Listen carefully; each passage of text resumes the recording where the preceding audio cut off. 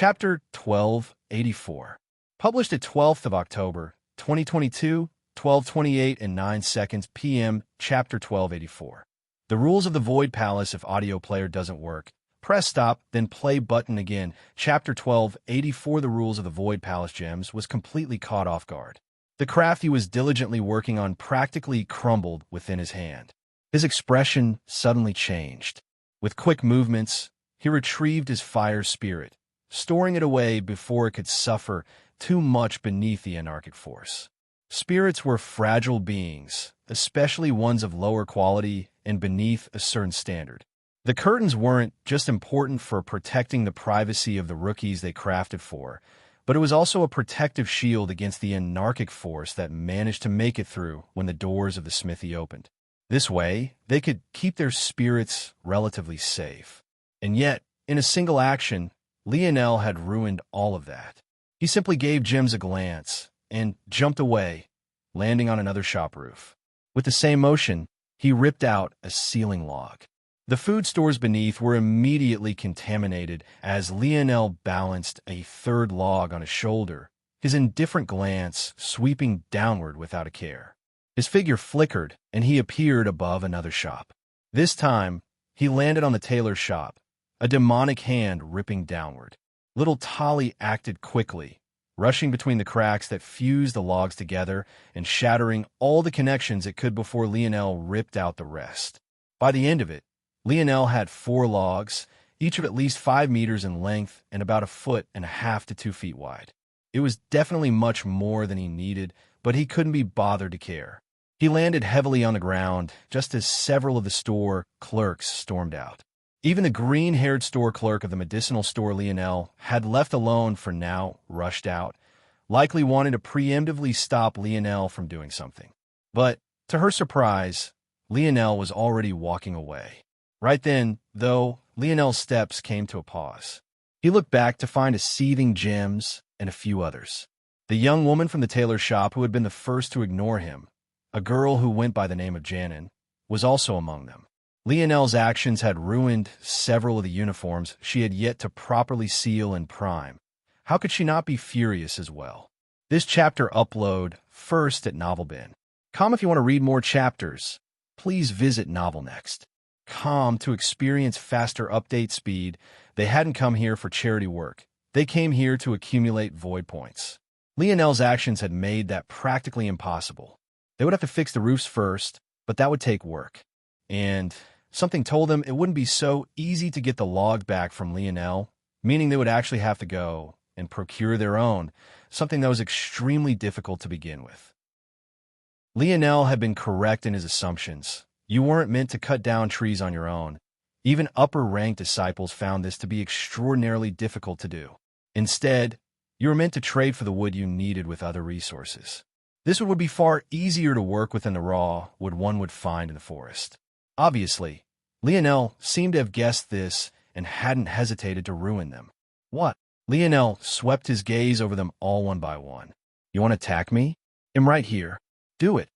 Lionel craned his neck back, holding up 4 logs on one shoulder, little Tolly glaring back menacingly on the other, and a deep, dense fog of black hanging around him. He truly looked like the bane of their existence. Gem's forehead vein nearly popped out from the skin that kept it under wraps. Though Janin seemed to look somewhat calmer, it was clear that she was having trouble controlling herself as well as they both met Lionel's gaze. It was clear that Lionel knew quite well that there was nothing they could do. Refusing service was already at the very brink of the rules to begin with. Clerks like them were given this level of freedom so that the rookies couldn't just act as they pleased. As Lionel had guessed earlier, the geniuses were far rowdier in the beginning than they were now. Everything looked peaceful, reserved, and quiet, but that was only because enough had suffered at the hands of these clerks to know better than to try anything funny. Lionel hadn't been the first to be blacklisted. He was just the first to be blacklisted from all of the shops. And he was also the first that still dared to retaliate after suffering at their hands. It was clear and obvious to Lionel that this was all due to Orinik. As an upper-rank disciple himself, it was quite easy for Orinik to get those here to believe in his words, and it was even easier when he didn't have to lie. Lionel knew that he had brought many of these things upon himself by accepting things he shouldn't have, but even if he had to go back in time, he would do it again. When it came to striving after his goal, he wouldn't allow anything to stand in his way, even if that thing was the dissatisfaction of others. He was confident in due time that he would prove that regardless of whether he was worthy now, he would most definitely be in the future. This chapter upload first at NovelBin. If you want to read more chapters, please visit Novel Next. To experience faster update speed still, he made a mental note of Orinik, his gaze flickering with a cold light. Seeing that the clerks weren't going to answer, Lionel turned and began to walk away.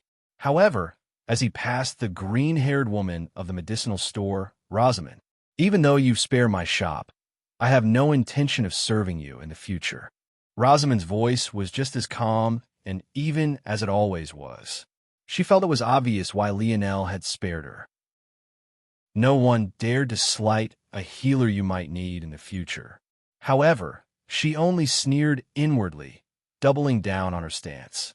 Everything about Lionel disgusted her. The response she received in return, though, Lionel stopped level with her, looking down at Rosamond. The distance that separated their noses was maybe a foot or two, and yet despite their power imbalance, Lionel didn't flinch in the slightest. "You're overestimating yourself. The reason I didn't target your shop was to give those who haven't wronged me a lifeline to save themselves. However, I can say with great certainty that I will never need your services." That said, Lionel's gaze flickered with a depth of crimson light that shot out beams within the dull atmosphere of Village 0012. "I promise you that if one of my companions needs your help and you refuse them, the moment I'm strong enough, your head will be the first I take. The rules of the Void Palace will not stop me, that I swear." Lionel's words seemed to carry an enigmatic momentum to them, like an oath that was recognized by a higher power. The wind rushed by, swirling along the ground and causing miniature bursts of small cyclones. The anarchic force in the surroundings seemed to dim just the slightest bit, making everyone feel as though it was easier to breathe, and yet simultaneously making them not dare to take a breath at the same time. The violet in Lionel's hair and eyes flickered, the momentum of a king barreling forth. Rosamond's pupils constricted, her body frozen in place. Chapter 1285. Published at 12th of October, 2022, 12:28 and 8 seconds p.m. Chapter 1285. Beaskin armor if audio player doesn't work. Press stop, then play button again. Chapter 1285. Beaskin armor. Lionel walked by Rosamond and left without another word. He didn't even care to look back after he was finished saying what he wanted. However, the eyes of the crafters turned clerks couldn't help but all focus on little Tolly. They had all been so lost in their rage that they hadn't even noticed that Lionel actually had a metal spirit by his side, and he was actually letting it wrap around his body and wiggle about without even the slightest hint of protection. That second shock wasn't enough to override the first, though. Even in the Void Palace, a metal spirit was impossibly rare. There were thousands, tens of thousands of high-level crafters here, but they could all count on their hands and toes how many of them had a metal spirit by their side, and every single one of those individuals was from the Morales family. The Morales family was the only family capable of controlling such a dangerous spirit. When left to its own devices and allowed to grow on its own, a metal spirit was no less a threat to human life than some of the most fearsome beasts and rival races in the whole of the dimensional verse, and maybe only the Earth variant affinity of the Morales met the requirements to tame such a beast. To see it being used so freely by a brat and without the slightest precautions, they felt a cold chill creep up their spines. The crafter community of the Void Palace was an especially lofty place to be. It came with prestige, and it was about the only way for you to gain void points without putting your life on the line constantly. Even this mission here was an extremely precious one. That was why they were so enraged that Lionel had ruined it. But if it had to be said who held the greatest prestige among the crafter factions of the Void Palace, setting aside the super families that backed the crafter guilds, It was most definitely the Morales, and especially the Morales who wielded metal spirits. They suddenly understood now why it was that Orianic had never explicitly stated Lionel's last name. Although it could only be blamed on them. They simply hadn't cared. They were crafters and were arrogant by trade. Just the fact Lionel's mother was a sector-ranked disciple wasn't enough to sway them in the slightest. But this was very different. Rosamund eventually recovered from her shock, her gaze narrowing. This chapter upload first at NovelBin. If you want to read more chapters. Please visit Novel Next. To experience faster update speed. The Morales family isn't the only family here. With that thought, she turned and returned to her storefront. Lionel worked just as fast with the logs as he had worked with the fabric. In fact, his goal with the logs were much simpler than what he had done with the fabrics, so he finished even faster, even after being delayed a moment. As expected, the prepared logs might have been softer than the trees outside the line of the village, but it also made it easier to cut and deal with. In addition, it managed to maintain some of its initial hardness as well, not losing out to many higher-tier fifth-dimensional metals. This hardness, coupled with Lionel's force arts, would allow his companions to have some of the best weapons amongst the rookies. Lionel finished just in time for the women to step out from their makeshift changing rooms, their elegant postures catching a lot of attention. If it wasn't for them knowing, or maybe hoping better, they would have thought that Lionel was a pervert with the ways he had designed their uniforms. However, regardless, they had to admit that the way it shaped to their bodies was very flattering and nothing was too small nor too big. They could only not think about how Lionel knew all their measurements so well too much.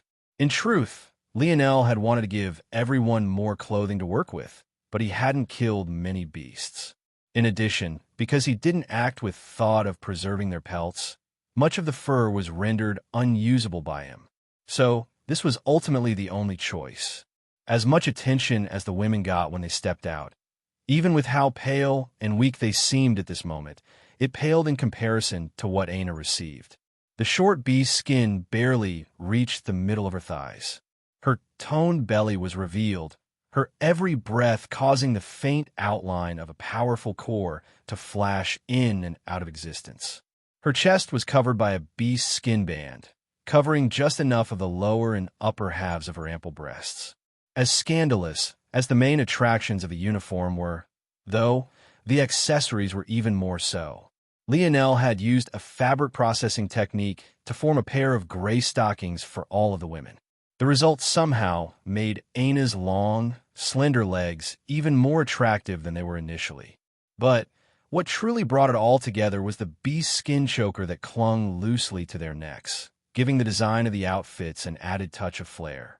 This chapter upload first at NovelBin. If you want to read more chapters, please visit Novel Next. To experience faster update speed, Lionel truly hadn't tried to make it all so scandalous. Without the choker, the armor lost its balance and was much weaker. It was the same reason he had a thin band running just beneath his chest.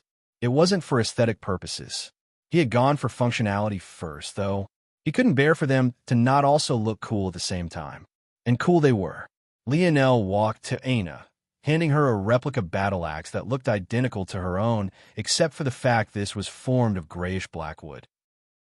But, surprisingly, she smiled lightly and shook her head, taking out her original battle axe. "It's fine, mine can hold up. Sorry for the trouble." Lionel's brow raised, and he shook his head. It wasn't much trouble. It had only taken him a few seconds to form it. How could it be trouble? "Arnold, take this. Making your usual palm weapons is difficult with the material I have on hand right now. If they fail you, you can use this." Arnold nodded. "Quickly, they'll explain to you all the function of the beast skin armor." Aina stood silently by Lionel's side as he explained things. Just as Lionel finished the final word, chimes rang and they all looked upward. It seemed the true selection would finally begin now. Chapter 1286. Published at 12th of October, 2022, 12:28 and 6 seconds p.m. Chapter 1286. Markers and restrictions if audio player doesn't work. Press stop, then play button again. Chapter 12, 86 Markers and Restrictions. Lionel's gaze flickered. With a quick sweep, he took a mental note of the state of everyone. From what he could see, the closest to returning to their full strength were Miguel and Aina. But even then, they were restricted to about 20 to 30% of what they could do. It would take them at least another day or two before they were back up to their peak condition. As for the others, they were in an even worse state, most of whom could barely even stand on their own 2 feet. The likes of Noah, Carolus, Elther, and surprisingly Savon had about 10 to 15% of their strength now. HM? Lionel's gaze narrowed as he locked onto the pale-faced Yuri. The latter hadn't spoken to him or even looked at him since they reunited. It wasn't that big of a deal to Lionel, as he was never truly close with Yuri to begin with. But it was clear and obvious that the latter wasn't very happy with him at all. This wasn't a very surprising turn of events. After all, even though he didn't show his face as they left, Lionel had felt a very dense, killing intent lock onto him when he was leaving through the portal toward the Void Palace. And it was especially obvious when Aina called him king. So, Lionel had already come to understand that the father-adoptive daughter pair hated his guts. That said, this wasn't the reason Lionel had locked onto Yuri at all. 100%. Yuri was in perfect condition. In fact, after scanning everyone here, Lionel was absolutely certain that she was only faking her current state. This chapter upload first at NovelBin.com. If you want to read more chapters, please visit NovelNext.com to experience faster update speed. Feeling Lionel's gaze, Yuri finally looked up to meet it. The flash of coldness that followed it made Lionel feel as though thousands of needles were piercing into his mind. However, he looked back, unwavering. He didn't know why it was that Yuri was hiding herself like this, as he didn't know the truth behind her origins. But, for the moment, he chose not to expose her. He gained no real benefit from it, and, in truth, things might actually be an advantage in this way. Let's go. Activate your armors partially, it will help. Lionel turned his attention toward the center of the village, expecting for there to be some sort of prepared explanation or orientation, but he realized almost immediately that he had forgotten where he was. This wasn't some nice and cushy organization that coddled its disciples. From the moment they had stepped foot into this place, they had entered a death trap. The wall of black logs that formed a barrier of protection that separated Village 0012 from the forest beyond was standing tall and proud in one moment, but in the next, the faint sounds of something large falling immediately caught Lionel's attention. But even within the walls of the village, the range of his internal sight was at most double what it had been in the forest before. There was simply no way for him to locate something his eyes couldn't lock onto. Very soon, though, he wouldn't have to. It started as barely a flicker of light in the dense fog that formed the canopy of the skies. But it very quickly became a blinding orb of fluorescence, shining as though a star was crashing down from above. Bang! Bang! Bang! Bang! The meteors crashed down, sending a wall of pressurized air out in all directions. Lionel was almost thrown off of his feet. He crossed a forearm over his face, his feet trying to dig into the ground, but finding that it was so hard that he couldn't find a firm grip anywhere. Luckily, the pressure wall didn't last very long, though the billowing clouds of dust that followed it didn't have the decency of doing the same. However, it didn't need to for Lionel to realize what had happened. This chapter upload first at NovelBin.com. If you want to read more chapters, please visit NovelNext.com to experience faster update speed. The wall. It was gone. Faster than even the clouds of dust, the fog rolled in, overwhelming everything from all directions and causing the concentration of anarchic force to multiply several times over. As much as the others had been struggling before, very soon they would find themselves meeting a wall of opposition they wouldn't be able to walk out of. Now, Lionel's command roared out again. The others had been too shocked to act on his first call, but hearing his urgency, their sluggish minds snapped awake for a moment. Using what little strength they could muster, they poured their force into the beast skin armor Lionel had given them. They were all greatly apprehensive. After all, They barely had any strength remaining, so how could they easily accept using what little they had left in this fashion?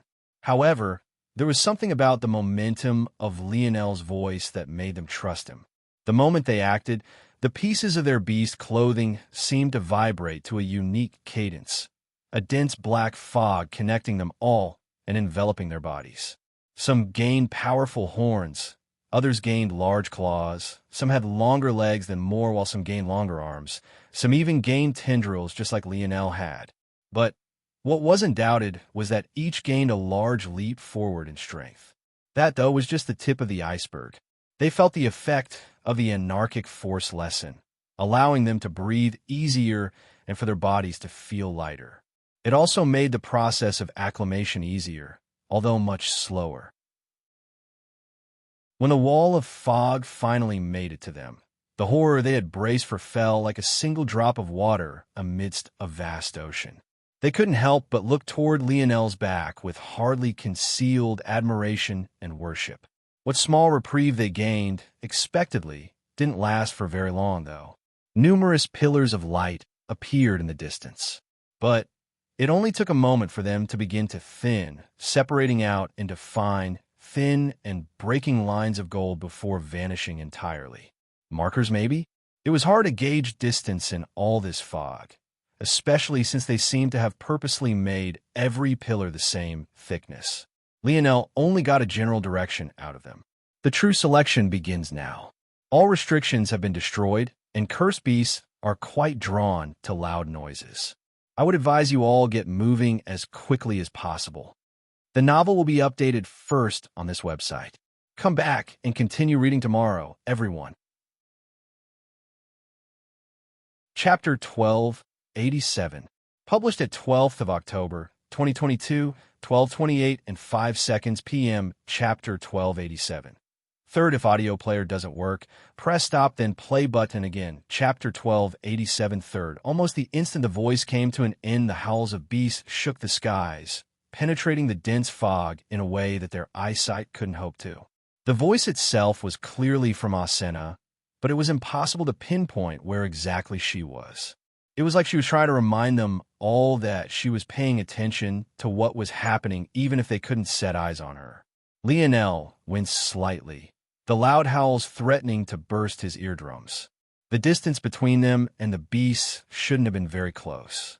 He had already entered the forest once, and they were all quite dispersed, and he hadn't run into any packs, likely because the nature of cursed beasts didn't really allow them to work together. But for their roars to be so loud despite the distance, Lionel's heart couldn't help but skip a beat when he thought about just how powerful they had to be. We need to move.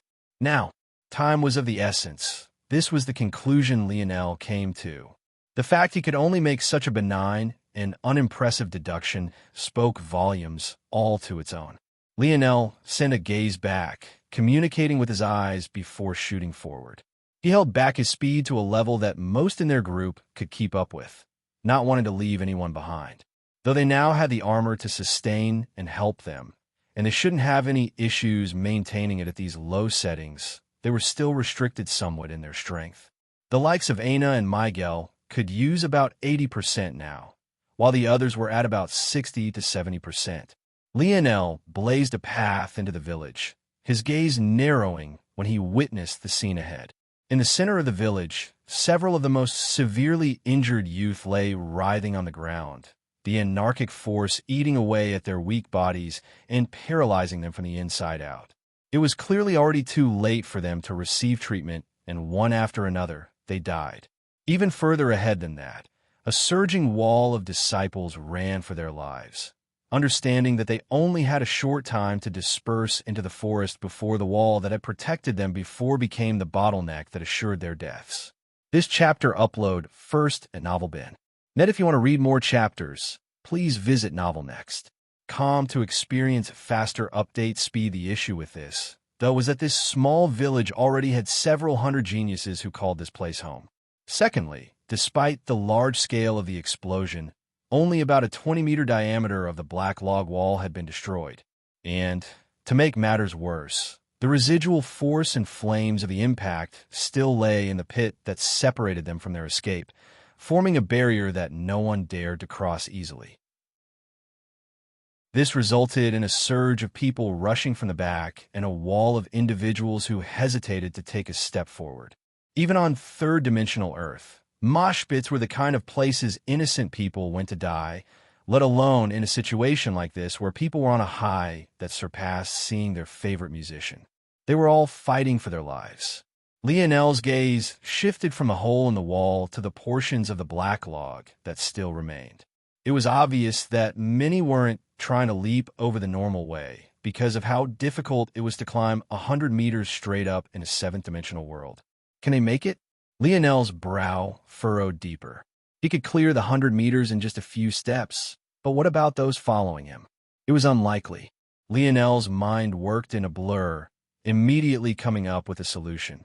His steps diverted, shooting off at an angle and away from the 20-meter gap in the wall. Careless with me. Careless expression changed, but he sped up until he was shoulder level with Lionel. His tall and lanky body was filled with strength and vitality, especially after gaining the support of Lionel's armor. He was eager to make his mark. Together, Lionel said, reaching out a hand. In that moment, a crack appeared in space about a meter off the ground. When Careless saw this, he immediately understood, his own hand reaching out a moment later. With a thought, his own spatial affinity latched onto the ledge Lionel had formed, widening and strengthening it. Soon, the crack in space had become like a splintered glass stair, stretching out for about 2 meters. Lionel accelerated forward, his gaze flickering as he leapt into the air. Even as he did so, his hand reached out again, forming a second crack 3 meters ahead and 2 meters higher off the ground than the first. This chapter upload first at NovelBin. Net, if you want to read more chapters, please visit Novel Next. To experience faster update speed, Careless followed suit, his brows marred by concentration. Lionel's foot landed heavily on the first stair, propelling himself upward toward the second, just as Careless reinforced it. Their group caught on just a moment later, rushing up the spatial stairway in pairs as they rocketed upward. In just a few moments, they soared over the log wall beneath the astonished gazes of many of those who found themselves on the village side. Slow your fall downward, Lionel's voice commanded again, a road of stars appearing beneath his feet as he zigzagged through the air, slowing his descent by several measures. Lionel's mind continued to work, his breathing becoming more even and his thoughts becoming focused. He knew the ins and outs of the abilities of everyone who followed him now. After all, while they thought they were anonymous thanks to the billboard of numbers, Lionel had already attached them all to faces. Using everyone quickly and efficiently wouldn't be a problem, so long as they hadn't held back too greatly. At that moment, though, Miguel landed heavily a large measure before Lionel had. Clearly, he hadn't taken any measures to slow himself, nor had he felt the need to. He looked up, meeting Lionel's gaze for a moment. Even without an exchange of words, Lionel already understood. Without a word, Miguel shot off into the distance, having no intention of waiting for the rest of them. Following Lionel? Was that a joke? A smile curled Lionel's lip for a moment before a shocked cry resounded and a body flew out from the fog. Obviously, it wasn't Miguel, but rather, it was someone Lionel didn't recognize at all. Lionel landed on the ground softly, his gaze sharp as it pierced toward the direction Miguel had vanished from. Wisdom Branch, Third Awakening. Lionel's pupils dilated to an extreme, the illusion of an owl's eyes appearing to his back as his vision jumped through the dense fog to land on a group of disciples Miguel had just blasted through. Chapter 1288. Published at 12th of October, 2022, 12:28 and 3 seconds p.m. Chapter 1288. Barricades if audio player doesn't work. Press stop, then play button again. Chapter 1288. Barricades NL had recently stepped into the third awakening of his wisdom branch. Unfortunately, it didn't give him the boost to his mind that he had hoped for. But what it did do was give him a sharper pair of eyes that could see much further within this fog than his internal sight could. From just a few meters, Lionel's line of sight extended to about 50, allowing him to see what was going on. There had been many cabins much closer to the black log wall, and many of them were geniuses on a level beyond those still struggling to get past the wall of fire. So, they had been able to clear the walls alone without relying on the tricks that Lionel had. They were likely talents that had either earned golden tokens or had been very close to doing so. Some of these individuals had formed a barrier, blocking those who made it into the forest from continuing further in. This was a barricade that Miguel had come across, but he blasted through it as though it wasn't there. I see. Thanks for the heads up. By the time Lionel had observed the situation and understood what was going on, Miguel had already vanished into the distance. It seemed that those that formed the barricade hadn't cared to chase after him either. Obviously, Miguel had thrown the body of this person back in Lionel's direction as a warning, knowing the poor vision everyone had in this fog. This chapter upload first at NovelBin. If you want to read more chapters, please visit Novel.next.com to experience faster update speed. In Lionel's opinion, Miguel didn't have to do that. One might say that the latter owed Lionel because of the beast's skin armor, but Lionel didn't feel that way. After all, it was his fault that everyone only had 3 hours to adapt. It was his responsibility to help them as a result, even if it was at a detriment to himself. Lionel didn't have close ties with many of those he was leading right now, but he still did so because he felt responsible. The beast skin armor was what he owed Miguel, but it seemed Miguel didn't want to leave any question and chose the path toward the cleanest separation possible. Toward this, Lionel could only chuckle to himself before his gaze became serious once more. One after another, those of the 3-pillar sector landed to his back, some more heavily than others. Luckily, the foggy armor was able to mostly protect those who couldn't slow their falls by a large enough measure. Why would they block the road ahead? Shouldn't they be focused on running now? The beast will be here soon. No, they're already here. Lionel's gaze flickered, roaming about the perimeter. There was no easy way to sneak more than 24 people through without running into one of these barricades. And, as he had thought, the beasts were already here. There were small skirmishes breaking out everywhere. It was just that these beasts were still manageable for now, most being at Tier 1. This is a calculated risk by them. They know that the truly powerful beasts are still closing the distance. In that case, they must want to take advantage of the commotion to stock up on more resources. This is the best opportunity they have to rob people. There's no easy way to deal with this, and with Miguel gone, our battle prowess has definitely taken a strong hit. Prepare for battle. There's a blockade ahead, Lionel explained. After saying this, Lionel rushed forward again, his palm flipping over to reveal his spear.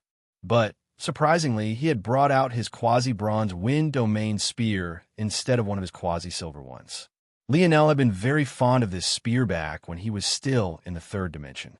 It was 4 meters long from head to toe and had a ridiculous amount of flexibility, granted by its hollow core revealed thanks to the etchings that coated its body, allowing one to see all the way through it in some sections. This chapter upload first at NovelBin. If you want to read more chapters, please visit Novel.next.com to experience faster update speed. Lionel hadn't claimed a quasi-silver spear like it just yet, so he had to settle for this one. But he felt it was perfect for this situation. With a shake of his wrists, the flexible spear vibrated wildly. In that moment, a surging of wind began to form a cyclone around its shaft, grasping onto the dense fog in the surroundings and bending it around Lionel's spear blade. Lionel's gaze flashed. As he rushed forward, he suddenly pierced forward a half-dozen times in quick succession. Every time he did, a dense, spear-force-laced, spiraling tendril of fog would whistle forward, casting a net of volatile strikes that shot toward barricade. Aside from just the faintest of golden glows caused by Lionel's spear force, the attacks blended into the fog almost as though they weren't there at all. But what was the most devastating about them was the fact that halfway to their destination, the dense anarchic force within the fog began to swallow Lionel's spear force, increasing the concentration of anarchic force into the form of a blade that shot through the skies. Enemy attack. By the time a member of the barricade with sharper senses realized what was happening, Lionel's spear strikes had already arrived. Forced to hastily block, many brought their weapons up to their chests, while others couldn't bring their weapons out in time and were forced to block with their fists and arms. Unfortunately, no matter which category they fell into, the results were devastating. The dense anarchic force in Lionel's strike swallowed up the force they used to defend themselves, ripping through their defenses as though they weren't there. Those that used weapons ended up relatively better off, as these weapons had strong resistance to anarchic force to begin with. But those that didn't have the chance found their bodies pierced through and a violent anarchic force eating them up from the inside out. Lionel burst through the clearing, Aina and Noah following to his left and right as they all brandished their weapons. The novel will be updated first on this website. Come back and continue reading tomorrow, everyone. Chapter 1289, published at 12th of October, 2022, 12:28 and 2 seconds p.m. Chapter 1289. Already? If audio player doesn't work, press stop, then play button again. Chapter 1289 already? Cornelius watched this skirmish with an odd flicker in his eyes. Already? Maybe only he knew what exactly he meant by this. Or, more accurately, those who understood the difficulty of fighting on a void battlefield would all come to a very quick comprehension of exactly what he was baffled by. Lionel's spear techniques flowed with a sort of smoothness it had never had before. This was the first time he had seriously used his spear since his battle with Miguel, and he could almost feel his every action singing, as though every slight movement carried with it a breath of fresh air and a purpose filled with life and vitality. His 4-meter-long spear left afterimages in the air, melding with the surrounding fog as though there was no separation between them at all. Those that had managed to survive Lionel's sneak attack recovered quickly, brandishing their own weapons in retaliation. Lionel didn't hesitate to take on 3 of them, his blood pumping as his violet hair whipped about beneath his own sheer speed. His foot planted hard against the ground, his body shooting forward. This chapter upload first at NovelBin. Net, if you want to read more chapters, please visit NovelNext.com to experience faster update speed for a moment. It looked as though he would crash right into a tree ahead of him. His 3 enemies cleverly used the congestion of the forest to their advantage, trying to recover from the sudden attack in time. But that was when Lionel's spear showed its flexibility. As though it had a mind of its own, it snaked around the tree from the left, appearing before the throat of the middle youth who suddenly found themselves frozen in place. Lionel struck to kill, not showing even the slightest hint of mercy. Everything about his demeanor was oppressive and aggressive. He seemed to finally embody the true style of a spearman. His strikes were no longer bland, though they still carried a calculative air. It also came with it a certain liveliness that couldn't be denied, as though it was prepared to read and adapt to any situation in a split moment. "Moo!" Lionel's voice boomed. The 2 to the side of the young man Lionel targeted reached out with their weapons to protect the throat of their comrade. But when their weapons struck the tip of Lionel's spear, they suddenly felt as though an overwhelming mountain had crashed down upon them from above. A strong flash of gold whipped outward, sending the flat of their blades careening against the throat of the companion they sought to protect, and resulting in all 3 of them flying backwards as though a triplet of broken kites. Lionel burst through the center of the barricade, his aura and movements becoming like a blinding torch for those to his back to follow.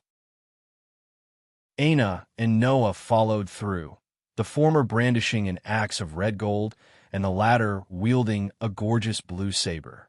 It was clear that this saber was given to Noah by Alienor, or else it was doubtful that it would be able to survive in such an atmosphere.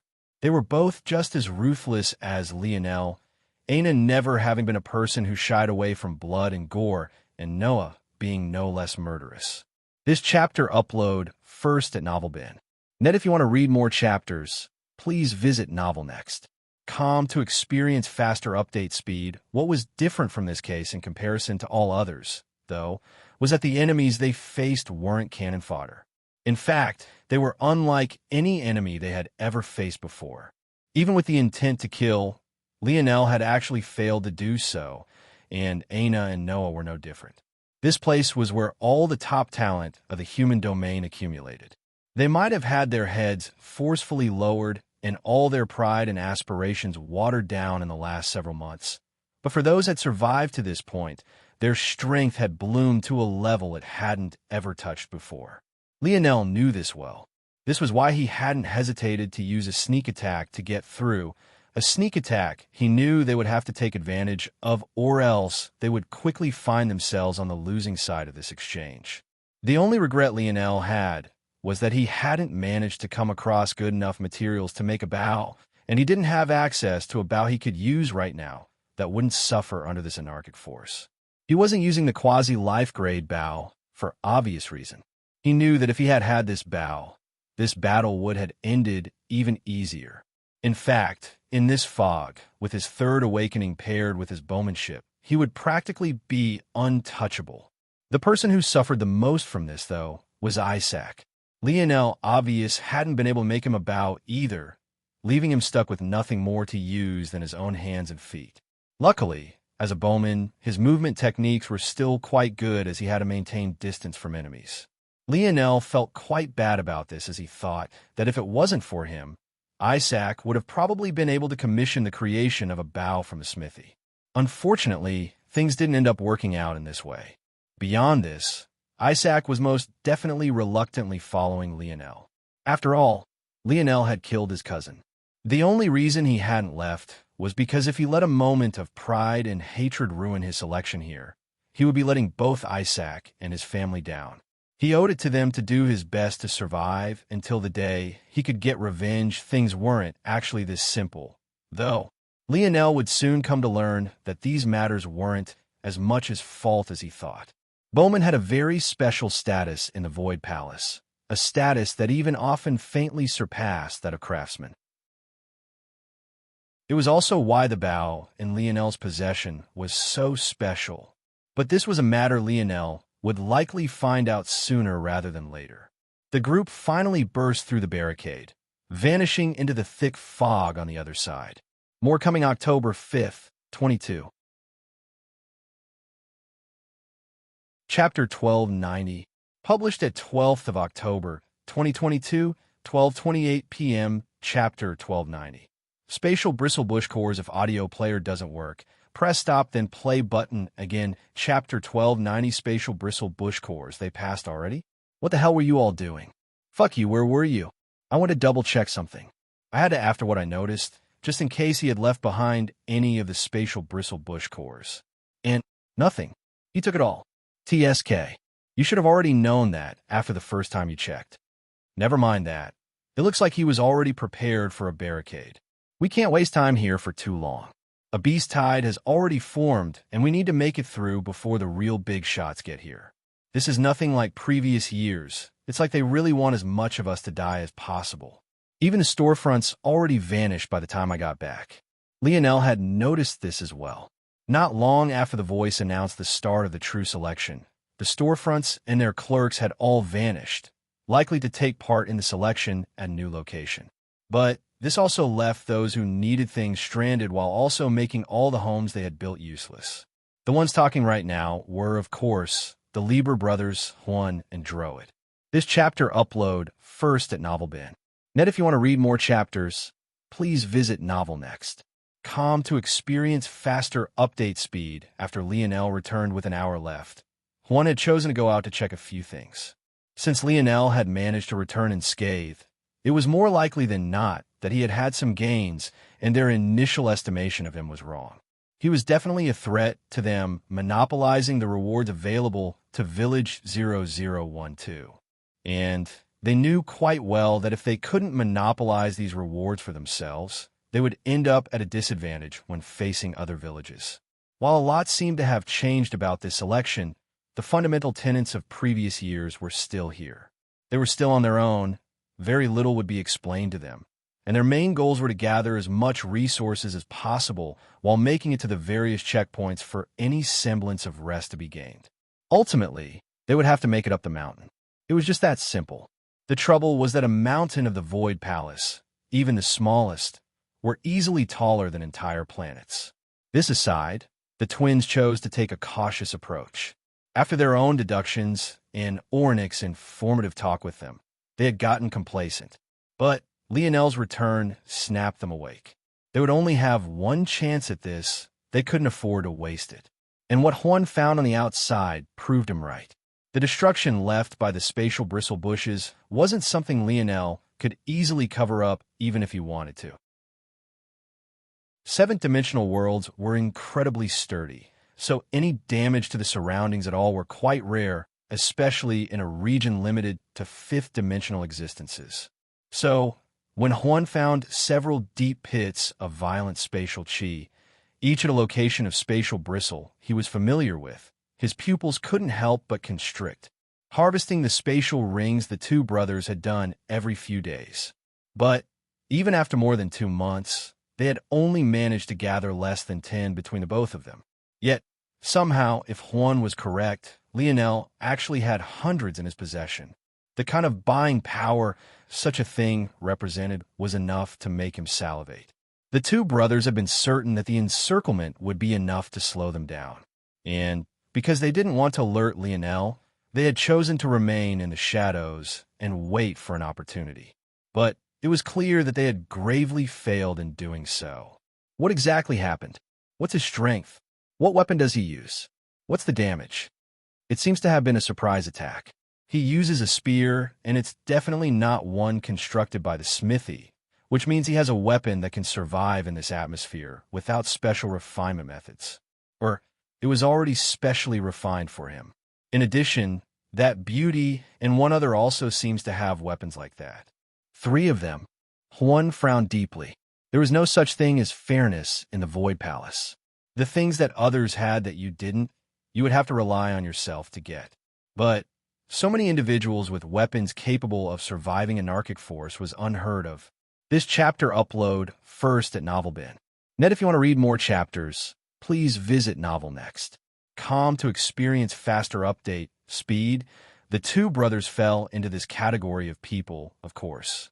However, they had thought that they would be the only 2 of this village to have this luck. But it seemed that they were wrong. The damage is pretty bad. 3 succumbed to their injuries and died, all of whom seemed to have been hit by an odd, elevated concentration of anarchic force. It's hard to tell if it was intentional or if they were just unlucky. Do you think we could get them for murdering fellow disciples? You know, if it was against the rules, they would have already stepped in. The true selection is much less policed in this fashion. If it's like other years, there's free rule outside the safe zones and rules are only enforced within them. Juan nodded, having already known this. The beast tide is already here. They still don't know we're targeting them. It'll be easier to get through this wave of beasts if we combine efforts in the vanguard. However, I'm not giving up those spatial rings. Even setting aside the bush cores, that many spatial rings is enough for us to practically buy our way to the peak. We have Ornik to thank. If not for him talking to the seniors, he would have already exchanged them. But we can't relax. There's far more to trade for at higher level safe zones. The two brothers looked toward one another and nodded in unison, shooting off toward the sounds of howling beasts. Lionel's gaze sharpened. His dilated pupils saw an endless wall of beasts rushing toward them. Just in a 50-meter radius from him, the numbers were already in the hundreds. His mind went into overdrive. How could he get out of this without casualties? The novel will be updated first on this website. Come back and continue reading tomorrow, everyone. Chapter 1291, published at 12th of October, 2022, 12:27 and 59 seconds p.m. Chapter 1291. Useful if audio player doesn't work. Press stop, then play button again. Chapter 1291. Useful, the first issue was line of sight. Even being able to see 50 meters ahead felt a lot more like half of that. The trees were very dense, and maneuvering about was a problem, making a straight line of sight impossible to maintain for too long. With such a short line of sight, and lacking the flexibility provided by internal sight, Lionel couldn't even tell how far they had to go, or if there was even an end to all of this to begin with. The second problem was the strength of the beasts. Lionel had fought many Tier 1 cursed beasts already, and their strength was nothing to turn your nose up at. In fact, it was directly the opposite. Facing one was a challenge enough already for most, let alone facing a horde like this. Of those in his group, Lionel was certain that a majority would only be able to handle, at most, a single cursed beast at a time. And that led to his third problem. There were simply too many of them for him to defend and protect by himself. It would be fine initially, as all the cursed beasts were currently in front of them, but Lionel wouldn't be able to kill them all. As they got further and further into the beast tide, they would begin to receive attacks from the sides, and eventually the back as well. At that point, "I will take your right," Anna suddenly spoke. Lionel's gaze flickered. That was right. He wasn't exactly alone. "I will take the left." Noah followed up. "I want the front." Elther chimed in, eager to lead the vanguard. But he found an arm wrapped around his, pulling him backward. "We'll take up the rear," Carolus corrected. "So long as you move forward fast enough, we won't be swarmed too badly." Carolus flashed a smile, but it almost seemed quite fanatical as he looked toward Lionel. Everyone had already gotten used to this, though. After Carolus exposed himself as a fanboy of the Royal Blue football team, he had gotten worse and worse at hiding his love for Lionel. This chapter upload first at NovelBin. Net, if you want to read more chapters, please visit NovelNext.com to experience faster update speed. Toward this, though, Lionel grinned. It seemed he had been a bit too focused on making it up to everyone. Then again, though, he was always like this. If there was something he could take control of himself, he rarely relied on others to do it. With a flip of his palm, Lionel's wind domain spear vanished. He once again lamented the loss of his duality spear. It would have been far too useful in this situation. But he had to make do with what he had. Kinetic spear. A spear of what looked like black ice appeared in Lionel's hands, a dense black fog erupting around him as he took a heavy step forward. Everyone else, gather in the center. Keep your head on a swivel and support where you can. As Lionel was speaking, his head was enveloped by the fog, and his voice fell several octaves, the reverberating baritone thrumming the trees, vibrating to the stampeding beasts to life. Little Blackstar hopped into the air, dancing about on invisible steps before shooting forward. "Keep up, Blackstar, and I will carve the path out." Bang! Lionel shot after Little Blackstar, his body forming an arrow of force as he crashed into the front line of berserk cursed beasts. As though a wedge, Lionel's volatile use of force caused a 3-meter diameter to split wide open amidst the surging tide, the sturdiness of his back suddenly becoming the marker for all those behind him. "Tsh." Elther shook his head. "Should have been me." This chapter upload first at NovelBin. Net, if you want to read more chapters, please visit NovelNext.com to experience faster update speed. Carolus laughed. "We'd better hurry up, or else we'd really be left behind." With every movement of his spear, another cursed beast fell. Lionel had learned from his mistakes previously. Cutting down these beasts wasn't enough. He had to shatter the source of their strength as well. Due to the mutation the cursed beasts had undergone, their ethereal glabellas, or rather, their beast crystals, vanished, fusing into their bodies and becoming various physical mutations.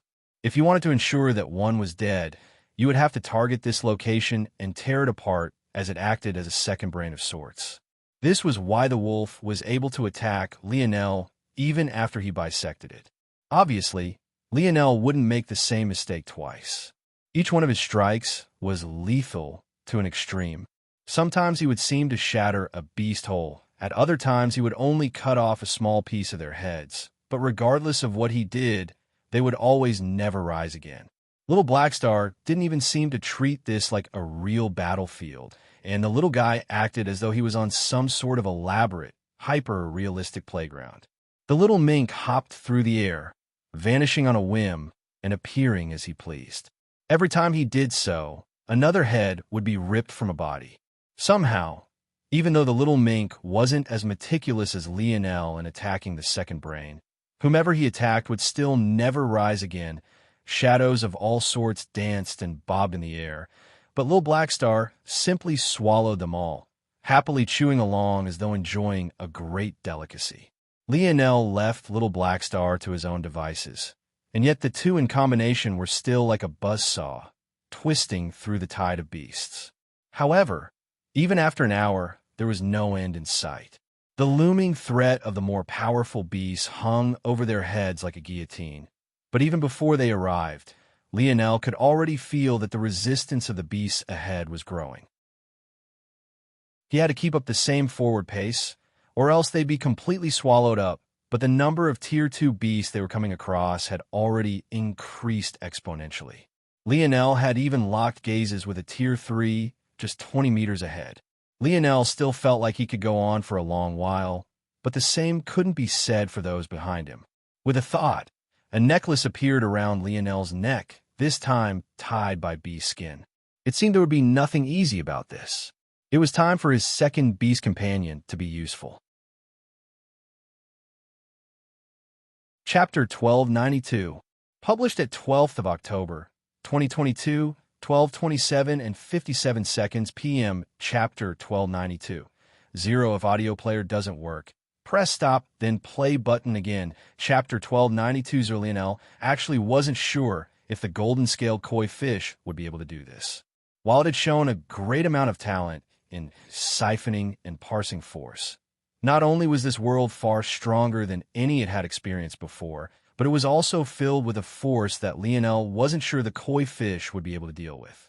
It was because of these reasons that Lionel had hesitated to take this risk before, but now he felt like he had little choice. While he himself was doing fine and could continue without pause for at least a few more days, those that followed him weren't doing nearly as well. They had already used the last sliver of their force to power the beast's skin armor. And while the function of the fog armor allowed them to slowly replenish themselves over time, the issue was that the process was slow, especially when they had to immediately use whatever headway they made to fight the beasts that were surrounding them from all sides. Once again, this was ultimately Lionel's fault for not allowing them all enough time to acclimate. While the likes of Aina seemed to be taking this as a great training opportunity, relying on her overwhelming bodily strength to support herself, the others weren't so masochistic, nor did their bodily compositions allow them to be. All right, you mass-murdering little fish, it's time to be useful. Lionel's gaze flashed. Worst come to worst, the koi fish was swimming around in a lake's worth of 6-dimensional cleansing waters. Even if it didn't have the skill necessary to piece apart the force properly just yet, its life shouldn't be on the line immediately. Lionel didn't need anything crazy. He just wanted to shift the concentration of anarchic force in the general surroundings just enough that the burden on the others was lessened to the point that they could recover. This chapter upload first at NovelBin. Net, if you want to read more chapters, please visit Novel Next. Calm to experience faster update speed. The golden scale koi fish, still very much afraid of Lionel, didn't dare to delay, quickly doing as it was told. Unfortunately, things weren't as rosy as Lionel hoped them to be. The moment the fish began to act, Lionel could feel that anarchic force was being pulled along. Though Lionel used his connection with the koi fish to try and command it to separate it out, he soon realized that this was beyond the little fish's abilities. Damn it! Lionel's jaw clenched, his spear jetting outward and leaving streaks of gold in the air as he pressed forward, shredding apart every beast that got within even a 2-meter radius of him. Without a choice, he was forced to make the koi fish stop. If he had allowed it to continue, let alone increasing the concentration of usable force, Lionel would end up doing the exact opposite. In the end, he would be killing his team faster. If only I could use a domain, if Lionel could blanket the surroundings, it wouldn't be a problem. He would be able to cover for everyone at the same time. His chain domain would be absolutely perfect in this situation. The issue was that even if Lionel brought out all the stops, even fusing his king's might into his domain to expand its size, it would still barely stretch out a few inches from him. Let alone covering for more than 24 people. He wouldn't even be able to cover for himself. In this world, the range of his domains was simply far too small. There were only a few ways to change this. The first was to break into the sixth dimension. The second was to raise his mind to the sixth dimension and thus increase the pressure his king's might could exude. The third was to comprehend the heavenly body realm to completion.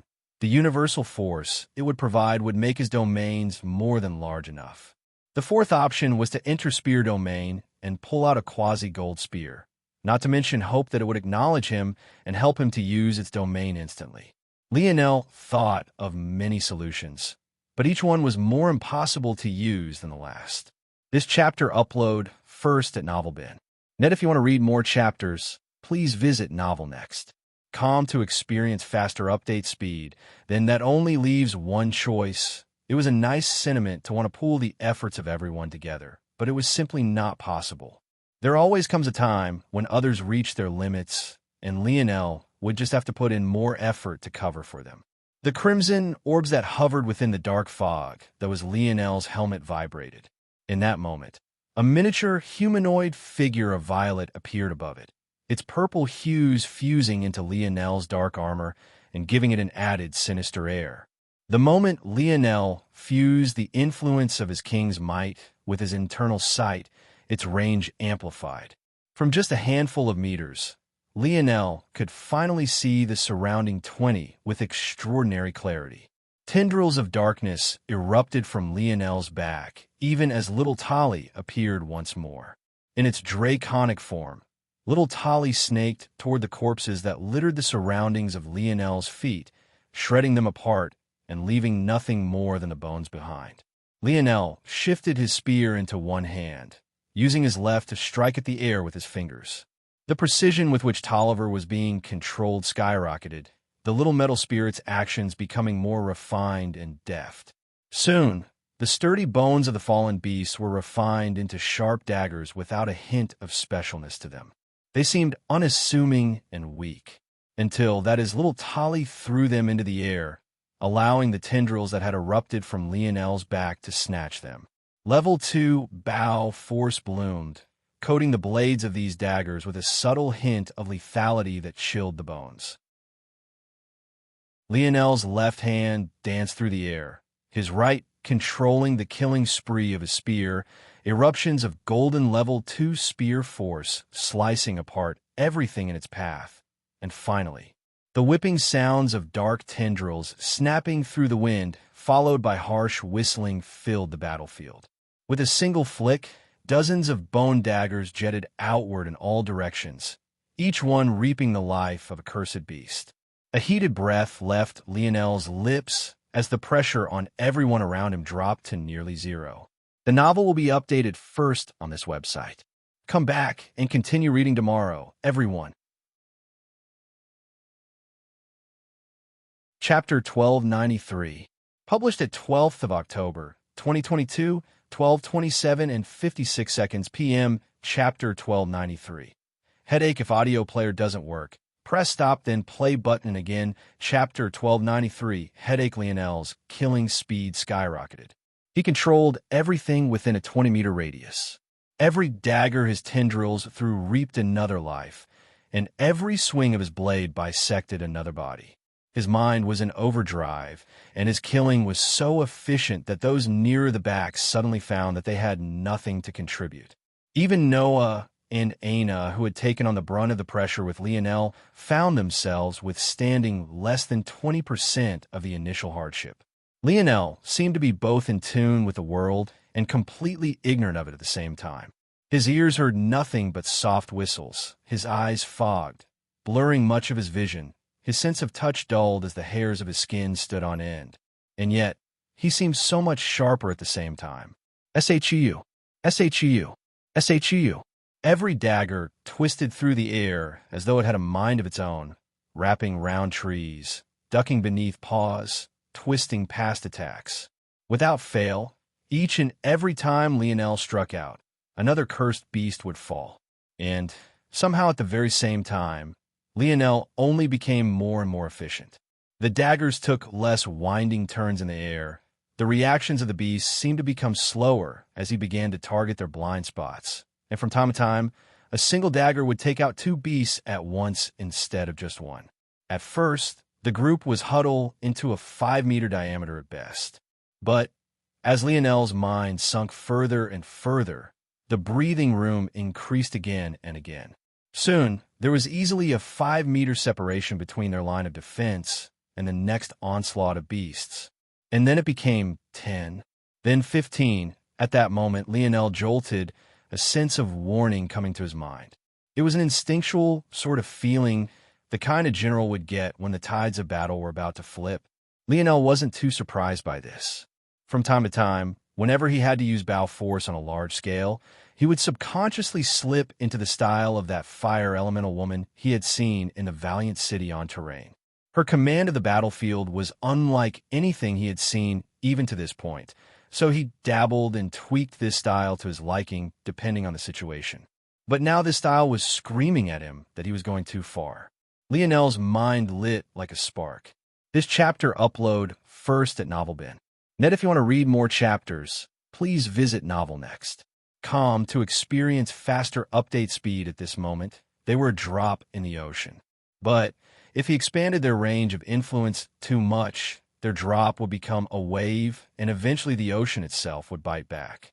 If more and more of the beast tide focused on them, they would be in trouble. The second issue was Lionel's dagger whipped out. But before it could make it to its destination 20 meters away, it lost all its momentum, the anarchic force sapping away everything it had. There was a reason that Lionel had swapped his wind domain spear out. Using blade-like anarchic force was effective on humans, but to cursed beasts, it was like a midday snack. It wouldn't hurt them at all. If the distance his bone daggers had to travel was long enough, the result would be just like this. It would be stripped of its bow force, and not only would Lionel's control waver, but the resulting impact, even if by some miracle it landed, wouldn't even be a fraction the result he would hope for. Lionel's gaze flickered, taking deep breath. The heat coming off of him was palpable, and it only seemed to make the fog denser. Sometimes being too efficient and powerful was a problem. He needed to find a balance. Only like that could he not only maximize his rest time, but also ensure that they didn't draw too much attention. It didn't take long for the beast tide to quickly fill in the gap. After ensuring that they hadn't pulled too much aggros, Lionel sighed in relief and focused his attention on the Tier 3 beast that had swallowed up the distance between them. Natural bow force? No, normal natural bow force couldn't possibly travel as much as 20 meters in this density of anarchic force, and definitely not with that level of control and deftness. What is this child hiding? This was the true secret of bow force and the Void Palace. Long-range attackers were so rare that the status of bowmen who would be effective in this environment were countless levels above others, even of similar skill level in other areas. This was a simple application of supply and demand. A bowman that could be effective at 20 meters was already enough for the Void Palace to go all out in protecting. Even if Lionel had no background whatsoever, Cornelius would likely swoop down from the skies right this moment and take him out of this trial. Unfortunately, out of consideration for some other things, he definitely couldn't do this. This chapter upload first at NovelBin. Net, if you want to read more chapters, please visit NovelNext.com to experience faster update speed and Morales family youth with natural bow force at such a young age. How will the Terrius family react to this? Not only that, but he's already awakened the Morales family's elevated spear force. Why did they throw this problem on my lap? Cornelius had sighed more times today than he had in the last several decades. The upper echelon of the Void Palace was split. However, regardless of which side they were on, they were in unanimous agreement that they didn't want another Velasco appearance. That man had a unique method of pissing off everyone, and yet somehow still managing to be so beloved. The result of this was an odd push and pull effect where they wanted to take a hands-off approach with Lionel, but also didn't want him to run rampant to the point where that Death Star could appear here again. In order to do that, they needed to make sure that Lionel stayed within the confines of the rules and that he integrated as normally as possible. This was minimize the risk. The odds that Velasco's son would be as much of a blazing sun as his father was low, despite what Arsena had to say about genetics. Unfortunately, the more Cornelius observed Lionel, the more confused he got. He couldn't tell if Lionel was a once-in-a-several-generation genius like his father, or if he was an ordinary talent riding the coattails of his family's resources. Even now, he had still not yet made a decision. But regardless, this matter was trending poorly for the Void Palace. Lionel's gaze brightened. There's an odd sparsity of beasts ahead, and the flow seems to have been diverted. There's definitely a change up ahead within the next half-kilometer. Lionel had made certain to follow a path that led toward one of those golden pillars he had seen at the start of the trial, but he had no way of telling just how far away they were. He now had a feeling that he was approaching them. What he hadn't realized yet, though, was that he had a few tales that were outside the range of his amplified internal sight. Chapter 1294, published at 12th of October, 2022, 12:27 and 55 seconds p.m. Chapter 1294. Not good enough if audio player doesn't work. Press stop, then play button again. Chapter 1294. Not good enough. Lionel internally felt relieved. The drain to his normal stamina was minimal, but using his king's might like that left him feeling like his mind was being squeezed dry. It wasn't a joke to use his dream force and to forcefully expand the influence of his internal sight, and he wasn't sure how much longer he could keep it up without it affecting the rest of his performance. Not long after experiencing this feeling, though, Lionel steeled himself. The truth was that he had no idea what was up ahead. Breathing sighs of relief now would make him sloppy. He had to prepare for every possibility. That's not like me. Lionel frowned, his mind suddenly going on high alert. He never relaxed before getting to his goal like that, but he had almost done so just now. The moment Lionel's mind sharpened, he honed in on his surroundings, soon finding that the violet of his kings might have flecks of an abnormal pink within them. Without the slightest hesitation, his will clamped down, roaring out like a dragon and shattering the odd pink discolorations. Someone targeted me? What about? Lionel's internal sight reached out to everyone in his group. They all had light smiles on their faces, and their bodies were relaxed. There was nothing odd about this on the surface. After all, after Lionel took the brunt of the burden away from them, they had been able to replenish their force at a faster rate, and their previous helplessness was all but washed away. However, there were too many oddities. For one, Elther would definitely not be smiling right now. In fact, he should be pissed. Knowing him, he would want to fight, not rely on Lionel. But he would also understand that he didn't have the strength to insist on this, so he would be infuriated with himself. Then there was Arnold and Noah. These two were as stoic as they came. Lionel had yet to see something so benign leave them in a state of perpetual happiness like this. This chapter upload first at NovelBin. If you want to read more chapters, please visit NovelNext.com to experience faster update speed. Beyond this, there was the likes of Richard, who was forced to be in a group with Lionel to begin with. He knew that if he tried to leave on his own, not only would it be a question of whether he even had the strength to survive, but it would also be a question of if it would be Lionel or the surrounding danger that would kill him first. He didn't dare to leave because he knew that Lionel would target him in the future, even if he somehow survived. By then, he wouldn't even be able to take a single step forward in this place. Even one of these individuals lightly smiling like this would have been an oddity, but the idea of all of them doing so was simply ridiculous on its face. Again, Lionel's brow furrowed deeply when his senses focused on Yuri. She was smiling just like everyone else, but Lionel could tell that it was fake. It didn't travel up to her eyes, which continuously darted back and forth as though looking for something. What was most shocking was that Yuri's pupils, by Lionel's estimation, were focusing on regions dozens of meters away despite the dense fog. So, it was either she had an ability like Lionel's snowy star owl eyes, or her internal sight can lock onto regions that far away. But then why would she bother moving her eyes at all? Wouldn't that just be giving her away? Unless she wanted to give herself away. By now, Yuri would have already noticed Lionel's scrutiny, but she didn't even look toward him, even after several seconds. Lionel shook his head. Don't you think there should be some exceptions, even when you don't want to talk to someone? This is a life and death situation. It isn't time to be tsundere. Huh. Lionel suddenly let out a low shout that almost sounded like an acute clap of thunder. Lacing his king's might with his shout, Lionel's voice jarred the minds of everyone around him awake. This chapter upload first at NovelBin. Net, if you want to read more chapters, please visit NovelNext.com to experience faster update speed. A small sweep of confusion breezed through the group. But no one seemed to understand what had happened. It was like they had just woken up from a dream, but their memory of it had already been shattered. Yuri, what's the range of your internal sight? Yuri, who had lagged behind in her little act a bit, was stunned by Lionel's sudden question. After she composed herself, she, quite frankly, didn't want to answer.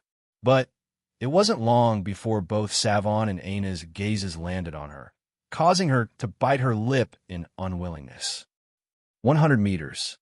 Lionel didn't seem surprised by this answer at all, despite the fact many others looked toward her as though they were gazing upon some kind of monster.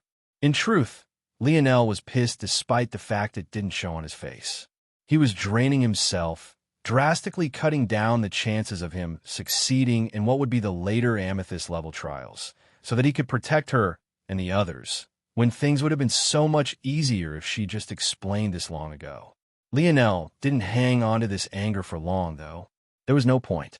Not only would it not be helpful, even if it would be, it was still ultimately his fault that they were in this situation.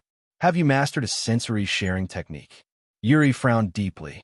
The answer was yes, but that didn't mean she wanted to use it, especially since she was certain that Lionel would be asking her to share with him. There were many internal sight manipulation techniques, and among them, such sharing was a part. Among all those here, and maybe even among all those of their generation in the human domain, there was unlikely to be anyone who could match her in internal sight, in Yuri's opinion. I can just tell you, there are two groups of people following us. 57 meters that way and 63 meters that way. Not good enough. Lionel left no room for debate. Fuse your internal sight with mine. Important authors note below. The novel will be updated first on this website. Come back and continue reading tomorrow, everyone. Chapter 1295. Published at 10th of November, 2022, 12:45 and 9 seconds p.m. Chapter 1295. Not a doormat. If audio player doesn't work, press stop then play button again. Chapter 1295. Not a doormat. Almost the instant Lionel said these words, Yuri flushed completely red. Her expression flickered from embarrassment to rage to shyness and back to fury. Just her emotion alone made the small humanoid figure on Lionel's forehead waver and almost collapse entirely. The pressure on Lionel's mind became so great that his internal sight range fell to a quarter, only barely able to sustain 5 meters. Lionel's expression darkened. Yuri hadn't said a word yet, but he already didn't like where things were going. Just because he had remained silent about it until now didn't mean that he hadn't had a temper about it. If Yuri insisted on putting her own petty rage ahead of what was for the best of the group, he would have to take a stronger approach. However, before Lionel could say anything, though, Aina spoke out. Yuri confused with me. I will relay it to you. Lionel's brow furrowed. Was all this roundabout nonsense necessary? Even a split-second lag could be the difference between life and death. Infighting was inadvisable at this point, but this situation was sensitive. There is no doubt that whoever had targeted them had a larger internal sight range. Just to follow them alone took a certain amount of sensory abilities, let alone actually targeting them through the fog. When facing such people, such roundabout methods wouldn't just theoretically cause harm, they would most definitely be a detriment to the overall group. Aina, what surprised Lionel even more, though, was that even after such a concession was being made for her, Yuri still lashed out.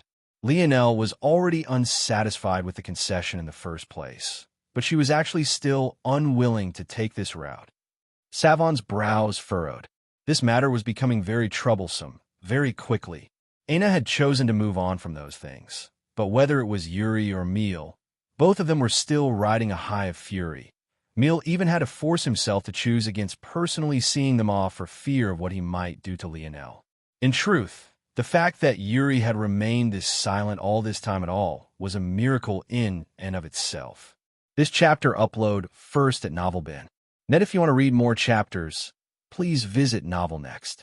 Com to experience faster update speed. Unfortunately, it seemed that the peace would come. That's enough. Aina's battle axe smashed into the ground, sending a wave of force outward that knocked the beast back several meters. Her head turned back, a fiery golden gaze landing on Yuri, shocking the latter awake from her own fury. Yuri was shocked into silence. Aina had never shown her such an expression before. It only made it worse that she was actually showing her such a face for him, of all people. It made her feel all sorts of emotions she couldn't even properly qualify. Aina had drawn a line in the sand quite clearly. If Yuri felt that she was in the wrong, she could still accept this. But knowing what she knew, and knowing that Aina understood her thoughts, and still seeing her react this way, she had chosen Lionel over her and didn't even seem hesitant to do so. Yuri's eyes watered slightly, but she blinked it away. Yes, Yuri's internal sight flourished, blanketing the surroundings. With a thought, a thin string connected to Aina, who had already turned her attention back to the beasts. There was only so much attention they could spare to other things in this sort of situation. The moment Aina felt the connection, she didn't hesitate to replicate it, taking in the sensory input, making it her own, and then forming a connection with Lionel. Lionel didn't resist when he felt something press up against his mind, and he accepted it without reserve. But the instant he felt the connection solidify, he froze. It was like he could see everything in crystal clear detail. The surroundings were so sharp and vivid that Lionel had a hard time believing that there was fog hanging in the air at all. It was as though he had gone from 480p to 8K resolution with a single flip of a switch. This chapter upload first at NovelBin.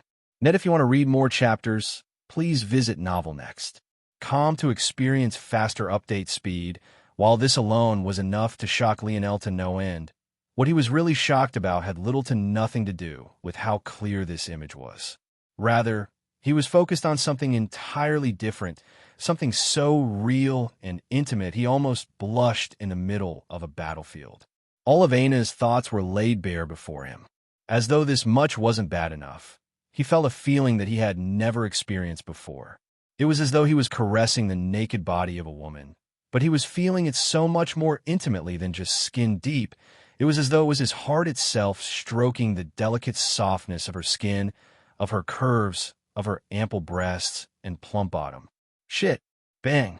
Lionel palmed himself on the forehead, hard. It sounded as though stone was crashing against stone, but he didn't hold back in the slightest, even leaving himself somewhat dizzy and flustered. Still, he didn't regret his actions in the slightest. In fact, he almost wanted to hit himself harder. Finally, Lionel felt his mind clear, allowing him to take a deep breath. He fully understood why it was that Yuri had been so against this. Just that subtle touch had felt more intimate than even what Lionel would imagine sex to feel like. He didn't even know what he would do if he was flooded with that kind of sensory overload if the target was Yuri. Wait, it wasn't okay either way. Lionel moved to cut the connection off entirely, but he felt a sturdy rebuff before he even could. Aina met his gaze. There was a dangerous light hidden within, almost like a wronged wife daring her husband to take things a step further so she could pull out a rolling pin. She had already humiliated Yuri for his sake. If he dared to make her actions meaningless, she really would be pissed this time. It was then that everyone suddenly became aware that Aina was still Aina. She had made a choice to stay by Lionel's side because she wanted to, but she wasn't a doormat. Her blade edge was very much still there. Lionel slowly retracted his intent, his face still somewhat flushed. Damn it. His gaze turned in a certain direction, murderous intent flickering. He suddenly very much needed something to vent on. Chapter 1296. Published at 10th of November, 2022, 12:45 and 6 seconds p.m. Chapter 1296. Top tier if audio player doesn't work. Press stop, then play button again. Chapter 1296 Top Tier, Black Star. This front line is yours. Lionel's sudden voice reached out to the little mink who was barely visible up ahead. Despite his playful attitude, little Black Star immediately heeded Lionel's call, flashing back through space and appearing half a meter above Lionel's head in the blink of an eye. At that moment, a dense fog began to exude from the little guy, causing his boat's size to appear to increase several-fold. Before many could grasp what was happening, little Black Star had suddenly become an enormous black bear. No, it wasn't that the little mink had morphed. In fact, one could still see the vague image of a little mink floating within the head of the foggy construct of the 3-meter-tall black bear. It rather seemed that Black Star's dark elemental force had formed an encasement for his small body, one that felt no less real than if the actual creature was standing before them right this moment. Absorbing the mimicry bat's blood had already evolved Black Star down the path of being able to steal abilities, awakening that facet of his shadow, Sovereign Ability Index. After absorbing the Void Beast blood, though, not only had many more facets of Black Star's abilities been unleashed, but the ones that had already existed had also evolved. Lionel was only familiar with some of them, as the mischievous little mink never took anything very seriously. However, of the ones he was aware of, he knew that Black Star could now house several abilities at once, and he could steal more than abilities now. The black bear construct roared, slamming down its paws and causing a wave of darkness to turn many of the charging beasts to ash. Without looking back, Lionel's figure flickered and vanished, followed quickly by Aina. The two targeted the closest group first, Lionel's mind having locked onto a particular young woman with a head of pink hair and bright blue eyes. She was quite the beauty in her own right, although falling several steps short of Aina. Still, her body radiated as though carved out of a gem. It gave her a charisma that went past just her raw looks alone. Using Aina as a bridge to Yuri's senses, Lionel could immediately tell that she was the culprit. This chapter upload first at NovelBin. Net, if you want to read more chapters, please visit NovelNext.com to experience faster update speed. Lionel didn't bother to hide his actions. He could feel that they had been being observed all this time. The moment they cut toward the group, they had already been discovered. The swath of beasts in their path were cut down by Lionel one after another, his left hand still striking down at the air as he commanded little Tali to form dagger after dagger. By the time they had cut the distance by half, leaving just over 25 meters to cover, dozens of daggers had already been controlled to Lionel's back, each gleaming with a menacing light. Despite knowing he was well out of range, Lionel still sent over a dozen daggers whizzing forward, their bodies leaving streaking lines of silver that vanished into the fog. In that moment, the pink-haired woman's eyes lit up. Enemy attack. She spoke these words almost too calmly, as though she didn't need to explain anything more. But, astonishingly, those around her reacted as though they could read her mind as well, brandishing their weapons in Lionel's direction and parrying the strikes away with a calm efficiency. Lionel's gaze narrowed. He didn't quite understand what had just happened. Had they connected their internal sights as well? But after learning what that meant and represented, Lionel had a hard time believing that a girl, or anyone for that matter, would so easily agree to do such a thing with a large group of people. Lionel felt that he was missing something, but he had almost forgotten that he had to cheat. Old man, be useful. Cheating again? This isn't very kingly of you. I'm too ignorant of things that seem to be common knowledge for other people. If anything, I'm just trying to level the playing field. If I really wanted to cheat, I'd be using your senses and not Yuri's. Hurry up. This chapter upload first at NovelBin. Net, if you want to read more chapters, please visit NovelNext.com to experience faster update speed, whatever helps you sleep at night. If I really sent out my internal sight, you'd end up being sniped and killed in just a few seconds. In my prime, I could hide from them, but you've trapped me in this ring after keeping me split in half. What do you want me to do about that exactly? Less complaining, more explanations. That girl is a member of the Gamine family. They're basically the only ones of the human domain who understand anything about the soul at all. You can relay words and images through thought far faster than through words. She can do that without issue. Hold on. Then why is this matter such a big deal? Why didn't Yuri just do that in the first place? You're such an idiot. You didn't ask her to do that. Your specific words were to fuse your internal sights. That's a completely different ask. Lionel would be lying if he said he wasn't feeling a bit embarrassed hearing such an explanation. Why didn't you say anything then? Why would I say something? It was peak entertainment. I couldn't stop laughing. You essentially went up to a girl and asked her to strip naked in front of you. Top-tier comedy, really. A true modern-day Casanova. Lionel's jaw set. For once, he didn't rebuttal, but his gaze still flashed with a dangerous light. He didn't like having his mind played with. Even though he had seen through it almost immediately, he wouldn't stand for it. Lionel's king's might bloomed, the humanoid figure on his forehead becoming more prominent as it sent a wave of pressure forward. His thoughts were simple. First divide, then conquer. What better way to do that than to disrupt the abilities of this young woman of the Gamine family? Stay close to me. Lionel spoke to Aina. He'll end this as quickly as possible. The tendrils that trailed to Lionel's back flared like a peacock's tail. Then, once again, they all whipped forward simultaneously. Chapter 1297. Published at 10th of November, 2022, 12:45 and 2 seconds p.m. Chapter 1297.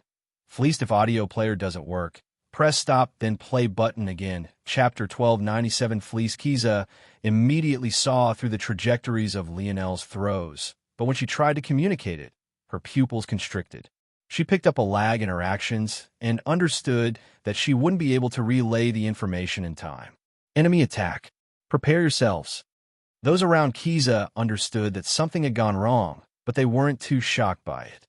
They were all geniuses in their own right, and they had enough experience to understand that Kiza's abilities weren't infallible. They were still ready to react. However, when Lionel's strikes came into view, they were caught completely off guard nonetheless. Lionel had purposely sent his first volley from outside a range he was comfortable with.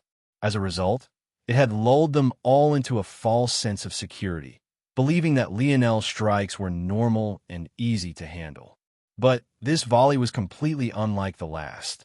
They moved through the air as though they had minds of their own. Sometimes daggers would diverge, and at other times they were suddenly clang off of each other, shooting off in directions completely opposing to the trajectories they had originally been following. Toward this sight, even Kiza's pupils constricted. They had been following Lionel's trail for a very long time now, so Kiza had, of course, been focused on comprehending his abilities. It was only after grasping all of this that she took the risk to try to subtly influence Lionel's mind. This was why Kiza hadn't panicked after Lionel shattered her control. No genius of the golden token level would be so easily swayed by her suggestion, especially not in this environment. This was why she had gathered up all the information she needed first. The trouble was that after her long observation, she had concluded that the limit of Lionel's range was about 5 meters. This was surprising, but still made logical sense to her. After all, maybe the only person unaware of how important long-ranged attacks were in the Void Palace was Lionel himself. However, what Kiza hadn't grasped was the fact that Lionel had been purposely reigning in his range all this time, so as not to draw too much attention to himself.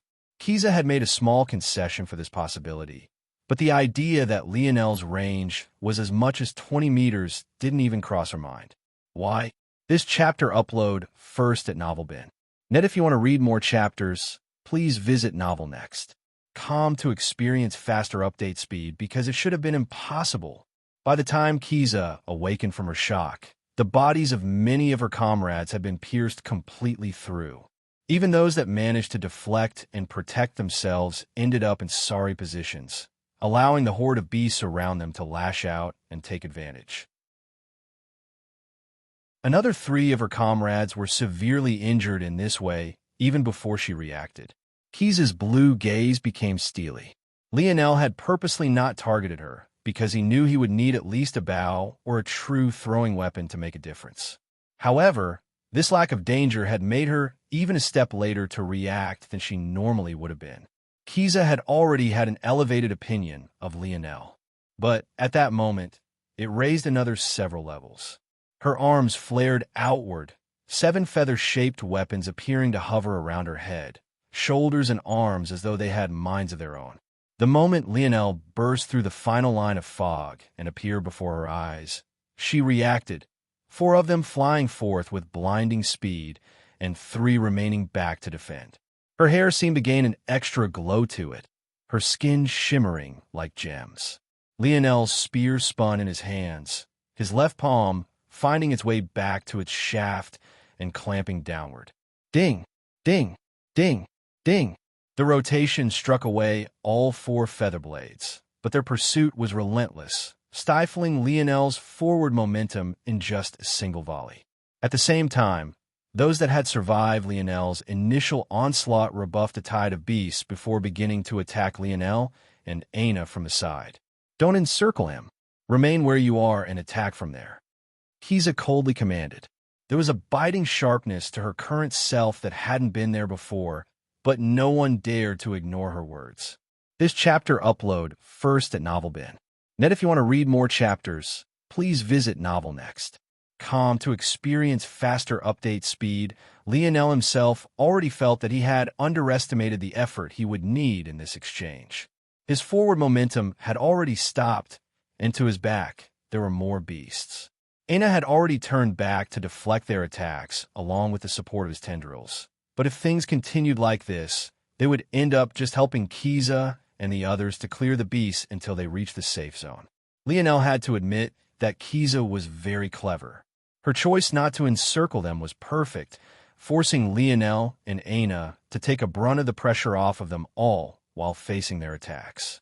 Lionel had chosen to strike first, not wanting to be taken advantage of. But he realized they would lose more than they gained by making this a long, drawn-out battle. At the same time, the second group that had been following them seemed to be making a move, picking up speed as they cut a path toward Lionel's people and making the situation far more complicated. This group happened to be one containing the 2 Libra family brothers. It seems you've made a mistake in targeting the wrong group. Lionel's gaze narrowed. You made it so that I would attack you and not them. Kiza smiled sweetly. Handsome and smart. You could say that they paid for my services to push you in the wrong direction. How much did they pay you? Oh my, are you asking me to sell myself again? That would make me feel so cheap. Aina suddenly found herself becoming very irritated. If it wasn't for these damned restrictions she was under thanks to this anarchic force, she would have already sliced this succubus in half. How much? Lionel pressed again, his voice cold. He was clearly being targeted, and that made things troublesome. If he was alone, this matter would be simple to handle, but he had people to protect, and he was running out of time. The worst part was that he didn't know what the exchange rates were just yet, so it was very likely that he could get fleeced. Wise Star Order's laughter echoed in his head. The old man was enjoying this too much. Chapter 1298. Published at 10th of November, 2022, 12:45 and 1 second p.m., Chapter 1298. Surge if audio player doesn't work. Press stop, then play button again. Chapter 1298. Surge Kiza placed a hand to her chest, pouting slightly at Lionel's rudeness. If one didn't know better, you would have truly thought that she had been wronged by Lionel. It's not impossible for you to buy me off, but the hit to my reputation will be a very heavy burden to take on. Lionel's brows furrowed. Why was this woman constantly lacing her words in double entendres? It might have worked had Lionel been susceptible to her coercion, but obviously he wasn't. The only explanation, then, was that she was wasting time.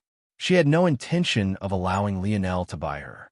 The moment Lionel reached this conclusion, his mind's focus shifted, locking onto the group led by the Libra brothers. His mind spun, sifting through one plan after another. The distances were too short, but the beast tide gave them a buffer. The main issue was that this beast tide was getting thinner as they approached the safe zone, which was exactly why their enemies had waited until right this moment to target them in earnest. In a moment, Lionel had made a decision. A roar left his lips, a surge of universal force erupting from him. In that instant, Kiza went through 3 rapid changes of expression. The first was shock that Lionel hadn't bothered to continue negotiating with her and instantly entered a higher battle state. The second was disdain after realizing Lionel's universal force was only at the Four Seasons realm. And the third and final reaction was once again shock after she suddenly grasped that this wasn't normal comprehension. This was true state universal force. This chapter upload first at NovelBin. Net, if you want to read more chapters, please visit Novel Next. To experience faster update speed, she had forgotten one very important thing. In a density of anarchic force like this, regular universal force below a certain level couldn't be called down upon. Only those who had mastered true state universal force could manifest this strength at any level. Summer. Radiant Core. Lionel abandoned spring, winter, and fall, putting everything he had into his artistic conception of summer. A flurry of radiant cores began to appear, dozens of them hovering before the daggers held up by Lionel's tendrils. In that moment, it was as though the ends of Lionel's tendrils had become volatile drill bits, spinning wildly with violent circulations of bow force. The strong rotational, electromagnetic, and gravitational abilities of Lionel's radiant core bloomed. Kiza's mind trembled, a towering sense of danger overwhelming her. Lionel's Four Seasons realm comprehension was too low level to provide any large boost to his force, and especially not his bow force, any longer. However, it didn't need to.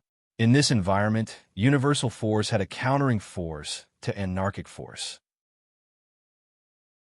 In fact, it could be said that universal and anarchic force were 2 sides of the same coin, one representing the light and the other touching upon darkness. As a result of this, the impact anarchic force had on Lionel's attacks fell by a large measure. To anyone else, this might be a negligible matter. However, to a bowman like Lionel, it essentially meant that he had suddenly become the apex predator of this battlefield. Lionel's gaze flashed, realizing the change immediately. As expected, his dream simulation had been correct. His dozens of tendrils flexed. Kiza wasn't a pushover by any stretch of the imagination. The moment she realized the situation had turned unfavorable, she shot backward, her body lifting up into the air and over the beasts as she kept her eyes trained on Lionel. However, from the very beginning, she had never been Lionel's target. This chapter upload first at NovelBin. Net, if you want to read more chapters, please visit Novel Next. To experience faster update speed in a single smooth motion, Lionel's tendrils rocketed forward before rebounding in the opposite direction, spinning about themselves and sending out dozens of red gold, spinning drills of bow force rocketing toward the Libra group. Kiza's expression changed. That was ridiculous. The distance between the 2 groups following Lionel and the others had been just over 100 meters initially, just within the abilities of their communication devices. The distance had been cut to about 60 to 70 meters as they made their way toward Little Black Star and the others, but sending an attack out from that distance should have been impossible in this environment. Under any other circumstances, Kiza would be correct. Her deductions were perfect, her mind was quick, and her calculations were accurate. Unfortunately, her opponent was Lionel Morales. Juan and Droit blazed a path toward Lionel's group, feeling that they were on a time crunch. They had been able to lay back and relax most of this time because they had forced those around them to do the brunt of the work, and also, following behind Lionel had been like following a safe zone. The beasts behind their group had been much sparser, and, though not to an exaggerated extent, most beasts tended to aim for Lionel as most of their comrades fell in that direction. This had allowed the brothers to maintain themselves at near peak condition, just enough for them to go all out now. In just a few more seconds, they would make it. However, what neither of them could have expected was for the foggy skies to suddenly light up as though several red suns were boring down on them, each splicing through the air as though they had minds of their own and falling down from above with lethal intentions. The eyes of the brothers widened. Enemy attack. The assumption that both Juan and Droit made was that they had accidentally offended a powerful beast. One that could attack them from outside their range of sight had to be at least tier 7, if not higher. In fact, they even believed that this might have been the final hurdle they had to cross to be allowed into the safe zone. However, caught off guard and being attacked from a direction completely opposing to the destination they were facing, the results were devastating. Screams of horror and cacophonic booms resounded. Lionel's timing was all too perfect, and the Lieber group found themselves in shambles. The two brothers could only brandish their rope darts with dark expressions, turning to face the direction of their attackers.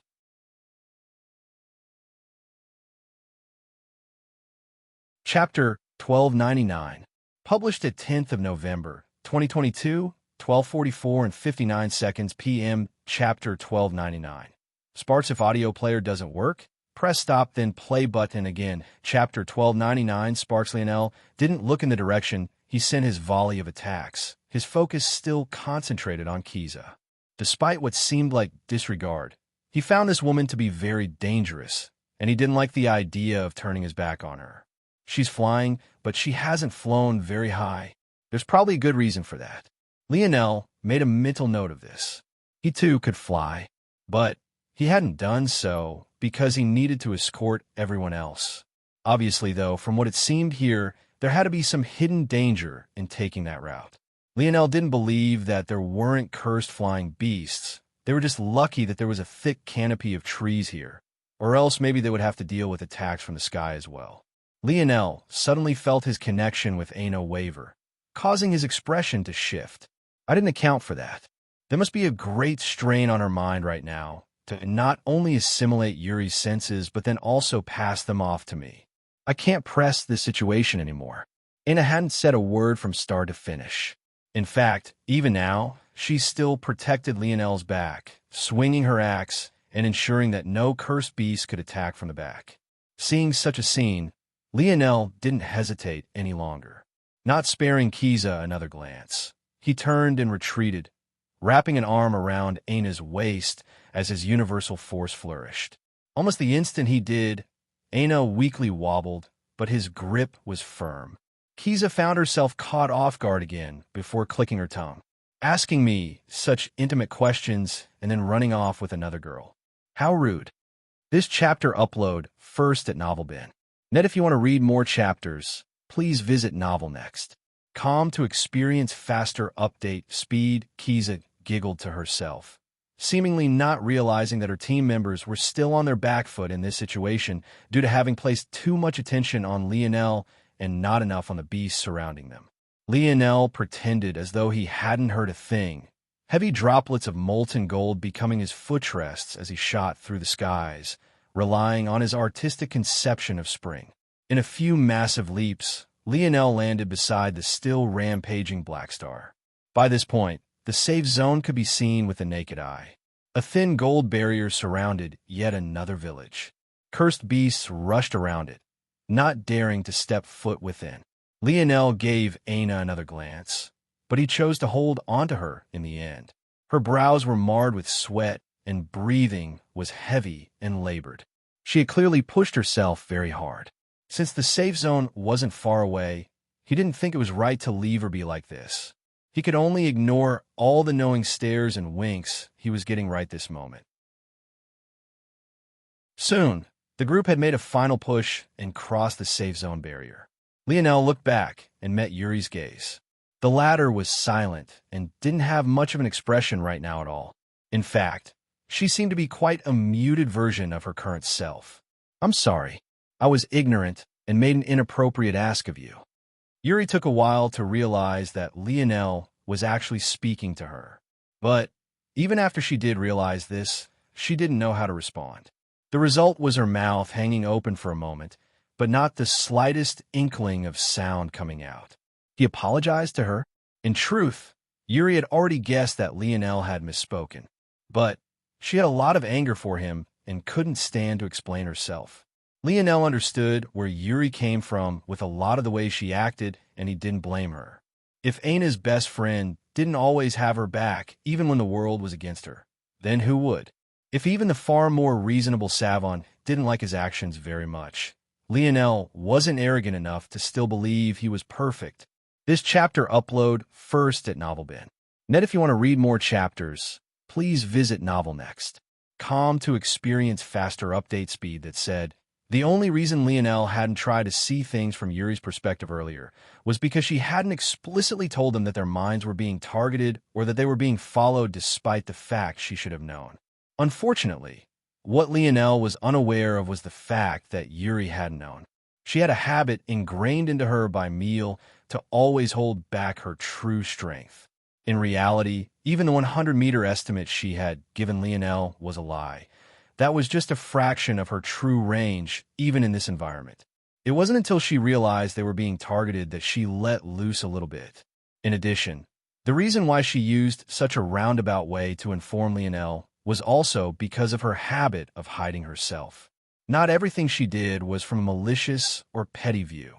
It was just that Lionel didn't know about her past and why it had to be hidden. But that was also precisely why what Aina had done hurt so much more than anything else. Anyone else could be ignorant, but Aina knew all of those things and still chose Lionel's side. It was like she had drawn a hard line in the sand. It was either Yuri accept that she would always have feelings for Lionel, or they wouldn't be sisters anymore.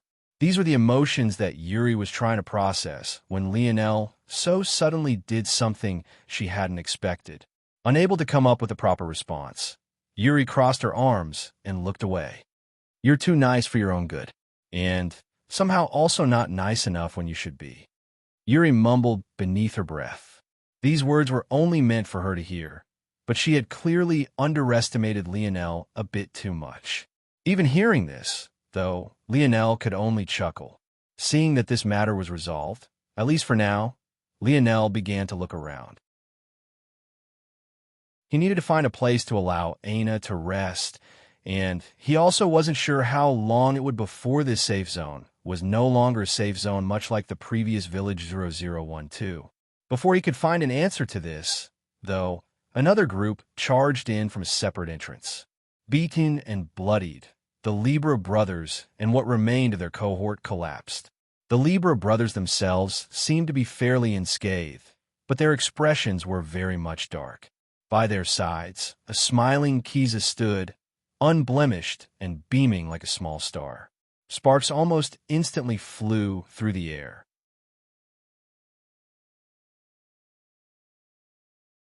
Chapter 1300, published at 10th of November, 2022, 12:44 and 57 seconds p.m. Chapter 1300. Pass or not? If audio player doesn't work, press stop, then play button again. Chapter 1300 pass or not? Lionel met their gazes, his own narrowing. The sight of the Libra brothers wasn't something that he was expecting. It was the first time he was seeing such odd humans. The natural blue hair of the Aderna family was already a great shock to him, but the white as clouds and dark as night skin of the twins was yet another culture shock for Lionel. The both of them seemed as though they had been painted into reality rather than being naturally occurring. Still, Lionel only lingered on this thought for a moment. What was more intriguing was the odd way force moved about the two of them. There was a clear push and pull effect between the two brothers, as though they were pulling in force together and separating it into parts in a game of tug-of-war. In the end, there would be a light pop and the rope would cleanly separate, leaving each brother with their own clean half of the force. It was a perfect sort of balance. Droid's force was a bit lighter and brighter, while Juan's force was a bit darker and heavier. Lionel looked away. He couldn't waste any more time on these people. There was a time crunch. He took a step forward, but Aina was a bit slow. Seeing that her legs felt weak, Lionel put away his spear and swept her legs into his arms as well, not really thinking twice about it. Juan and Droid frowned at this scene. If Aina was a normal beauty, they wouldn't have even thought twice about what they were seeing. What kind of beauty hadn't they experienced with their noble standing? Unfortunately, Aina wasn't very normal at all. These petty feelings only made the anger they felt toward their failed ambush worse. But within the safe zones, the rules of the Void Palace were put back into place. It was already too late for them to do much of anything. Surprisingly, though, Lionel didn't get the chance to explore very long before a flash of light appeared before them. Soon, it faded, revealing the figure of Asena within. This chapter upload first at NovelBin. Net, if you want to read more chapters, please visit Novel Next. To experience faster update, speed. The safe zone was quite small, only being about 30 or so meters in diameter. So, despite the fact Asena stood at the center, she was still viewable to them all through the gaps left between the storefronts that called the core of the village home. Congratulations on making it this far. You can now be considered nominal disciples of the Void Palace. Lionel's expression flickered, but then he settled down in understanding. They've been fighting without pause or rest for more than a day. If it wasn't for him and Little Blackstar taking up the vanguard, and then him proceeding to take the brunt of the pressure away from everyone else, it was likely that no one would have passed from the three-pillar sector. Of course, that was also because Lionel's coma hadn't allowed them the time they needed to acclimate. There is no doubt that they would have performed far better if given the same time to adjust as everyone else. If Lionel had to be objective, probably about half of those here would have managed to pass.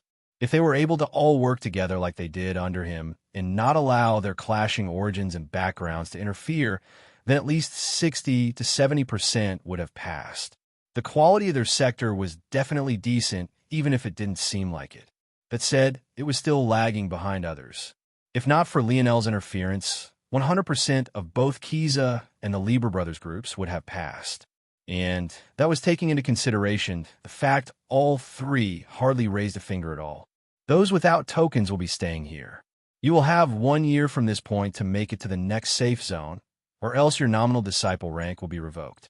Those with gold tokens, you may remain in this safe zone for 3 hours before you must leave and head to the next checkpoint.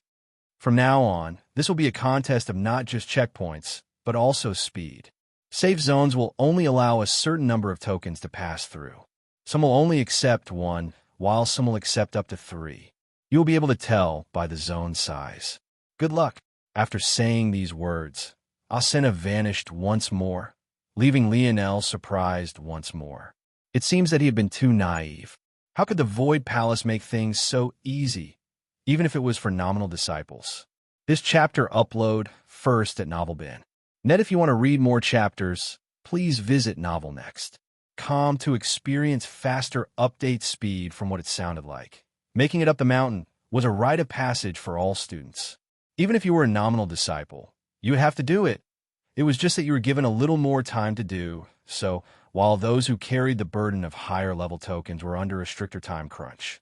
It was likely that if you wanted to graduate from your status as a nominal disciple, you would have to make it all the way up the mountain to the final checkpoint within the allotted time given to you. Another 3 hours. The 3 golden token holders of the three-pillar sector were Miguel, Aina, and Noah. And, of course, there was Lionel, who had the amethyst token and was obviously involved with all of this as well. Miguel had already gone ahead.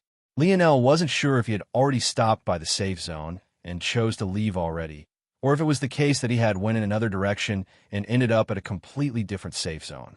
Either way, he wasn't here. Ultimately, Lionel decided that this was a net positive.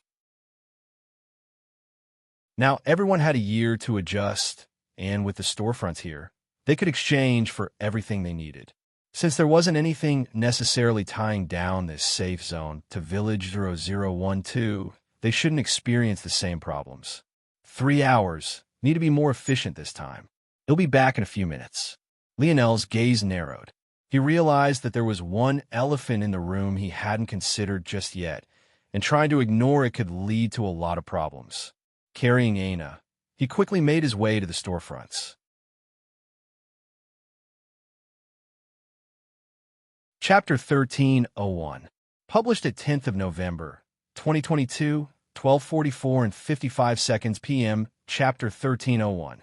Void points and void merits. If audio player doesn't work, press stop, then play button again. Chapter 1301. Void points and void merits. The issue was obvious. This space was simply too small, and by the last word she spoke, Asena had implicitly stated an even greater problem. There was no population limit. Why would Austin mention a cap on future safe zones, but say nothing about this one? If Lionel was correct, not only were there not enough safe zones for most, even the ones that existed were so small an area that very few could hope to call this place home. Ultimately, most would be squeezed out and forced to their deaths. The idea of a congratulatory message was nothing more than a method of lulling them into a false sense of security. One might say that the Void Palace rules would protect those within this space, and such a person would be right. But for how long would that last? During this year, those here would have to grow strong enough to make it to the next checkpoint, which was also an unknown distance away. By the time Lionel had gotten here, Tier 3 beasts were already becoming far more frequent, so who knew what tier you'd have to be able to face just to make it?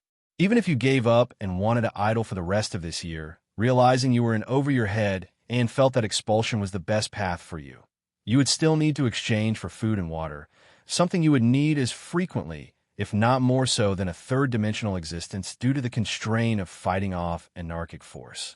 To exchange for this, you would have no choice but to exit the safe zone. And then what? By then, it would be a free-for-all. This chapter upload first at Novel Bin. Net, if you want to read more chapters, please visit Novel Next. To experience faster update speed. The worst part was that even if by some miracle just the right number of people filled in this space, and no one deemed it necessary to take the risk of targeting fellow disciples to survive, there was still a limited number of resources to go around. Take the spatial bristlebush. It could only be harvested once every several days before it could be taken from again. And that was just one example. Lionel was absolutely certain that the other resources worked the exact same way. After this beast tide calmed, there would only be so many beasts in the region before you had to travel further out, only so many herbs to harvest, only so many precious gems and metals to mine, or even find for that matter. Then one needed to consider that there would be many ambitious individuals. Considering what Lionel had come to understand, the standard of this year's entries were much higher than previous. There would be many unsatisfied with staying as nominal disciples and would do everything they could to reach higher and higher levels. For such people, even if everyone could coexist, they wouldn't care. They would demolish everything that stood in their way. This all led to one conclusion. There would be a bloodbath here, maybe one no less lethal and heart-wrenching than what was waiting for Lionel during the rest of this election. He couldn't leave his people here, especially while still in such a vulnerable state. He had to set them up for success. Lionel entered a storefront he hadn't seen in Village 0012. He expected that he would find a very different experience here than he had over there, and he was found to be correct almost immediately. This storefront didn't have a person in it at all. In fact, though it was shabby in construction and the floors creaked, all while a musty smell hung in the air, making it feel just as ancient as it was, Lionel could feel a strong and sturdy current of force running through this place. He had no doubt that the central hub and power center of this safe zone was this place.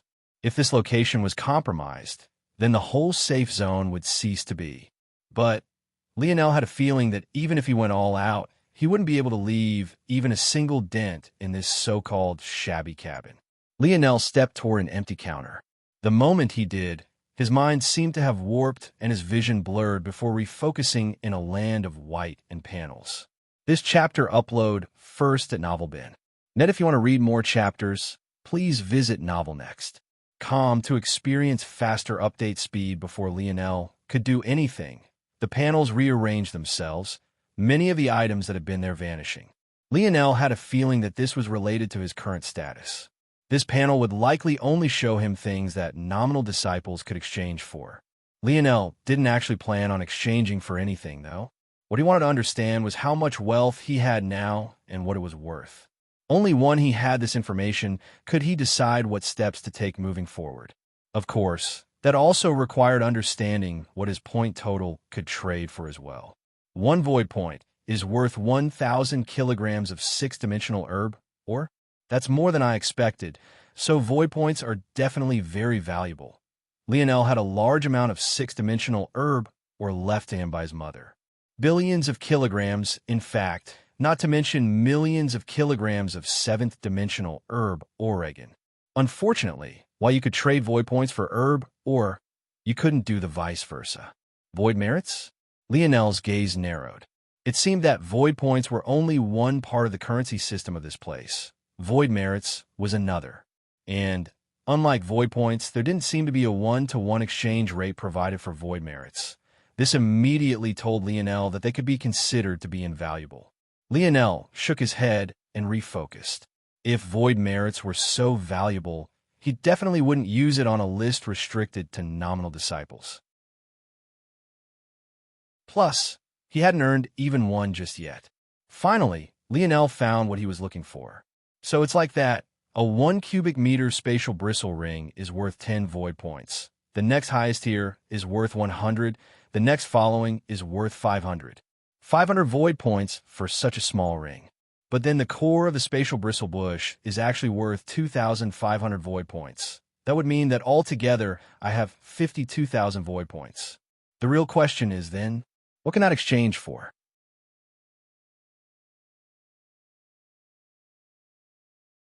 Chapter 1302, published at 10th of November, 2022, 12:44 and 54 seconds p.m. Chapter 1302. Choice if audio player doesn't work. Press stop, then play button again. Chapter 1302. Choice. Lionel's pupils flickered back and forth quickly, scanning through the long list of items within just a few minutes. The fact it had taken so long, though, was a testament to just how many times there were available for exchange. Under this kind of time crunch, it was impossible that most would be able to go through the entire list to find out what they might need. Once he was done, Lionel took a deep breath and closed his eyes, his mind quickly arranging the new information he now had access to. The amount of things was a bit overwhelming, even for him. There were all sorts of items, from techniques to styles to weapons and armor. There were special herbs, odd concoctions. It was even possible to exchange time with instructors or seniors to learn new skills firsthand. Some of the most valuable things on the list were related to the God Path and understanding it. There were also options to be transported to meditation halls. Though, Lionel assumed that once your time was up, you'd be forcefully transported right back to this safe zone. Realizing just how much choice he had before him, Lionel first decided what was most important to deal with. The first and most important thing is to acclimate everyone to anarchic force as quickly as possible. Though the beast skin armor protects them and helps facilitate the acclimation, it also makes the process a lot slower. If they dispel the armor now, it would still take most of them about as much as another 3 days to a week to fully adjust. That's way too much time. They'll be driven out by then. There are probably 2 solutions to this. One is to allow them to naturally adjust themselves. Rather than try and speed up the process, they'll just buy them enough food and water so that they can survive the period without being in danger. The second option is to buy up these herbs and potions that can speed up the process and compress it into a short time. This chapter upload first at NovelBin. Net, if you want to read more chapters, please visit Novel Next. To experience faster update speed. The first wastes a lot of time, and they'll end up being behind everyone else by several days. The second, though, is very expensive. If I took that route, I would blast through at least 30 to 40,000 void points worth. This wasn't very surprising to Lionel. A medicine that could speed up how fast one could acclimate to anarchic force was practically a miracle drug or vaccine. These supplements were mostly used by higher-level seniors who had to quickly adjust themselves to certain sections of the void battlefields and could be considered to be life-saving measures for already well-established geniuses. In fact, it could be said that the 40,000 point price tag was actually quite cheap, and that was only because the anarchic force in this region compared to others was pitiful. As such, Lionel only needed to buy up the weakest of these drugs for about 24 people, and yet it was still so expensive in the end. Taking this route would leave Lionel with practically nothing. He wouldn't be able to help as much as he wanted. I could trade the beast carcasses I have as well. They're not as valuable as the spatial bristle rings, but I do have a lot more of them. No, we'll do things this way. Lionel shook his head, his gaze flashing as he came to a decision. After a few more seconds, Lionel quickly exchanged for everything he needed and walked out, only to find a line waiting outside. Seems I was quicker, that's good. Lionel felt that he was lucky to have entered first. Considering how long those lists were, who knew how much time another person would have wasted? He stepped by everyone, ignoring the looks they gave toward Aina, who was seemingly taking a nap in his arms, and returned to the three-pillar group. This chapter upload first at NovelBin. If you want to read more chapters, please visit NovelNext.com to experience faster update speed. Yep. Little Black Star hopped onto Lionel's head, his two little paws holding onto two spatial bristle rings that Lionel had purposely left behind. With a flick, one landed with Arnold and Elther, while the other was given to Savon and Yuri. Lionel's gaze glowed for a moment, cutting off all noise from exiting their general area. Yuri, I hope you can help make sure that no one is eavesdropping on us. I have a few important things to say. Yuri looked toward the peaceful Aina before nodding lightly. This was all Lionel needed before he began. Thanks. Lionel turned his attention to everyone. I hope that even after I am gone, you all will stick together. I've given those 2 rings to people you all can trust. As much as I want to give one to each of you, if I had done that, I wouldn't have been able to trade for everything you all would need. When Lionel said this, there was a slight breath of relief released by those that remained. It had felt like Lionel was abandoning them all already, but now they could be a bit more reassured. At the same time, Lionel could protect those he trusted by leaving this power in their hands. That way, those that he didn't know a lot about couldn't take advantage of the situation. First things first, I've left enough safe food and water within those rings to last you all a week. During this week, I want you to slowly and naturally become accustomed to anarchic force on your own. This will not only save you from any lingering side effects in the future, but it will also equip you to better deal with higher concentrations in later regions. I have already bought enough homes for all of you as well. With a flick of his wrist, some vouchers that Lionel had purchased appeared. Soon, a row of wooden homes appeared along the outskirts of the safe zone. They seemed tight-knit and safe. For the next week, as long as they remained inside, no one would be able to touch them. The good news also was that these homes were very cheap, a fraction of the cost of even the lowest-tier spatial bristle ring. All of them together didn't even add up to half that cost either. It was clear the Void Palace didn't think very highly of these cabins. Now I'll explain what to do following this week.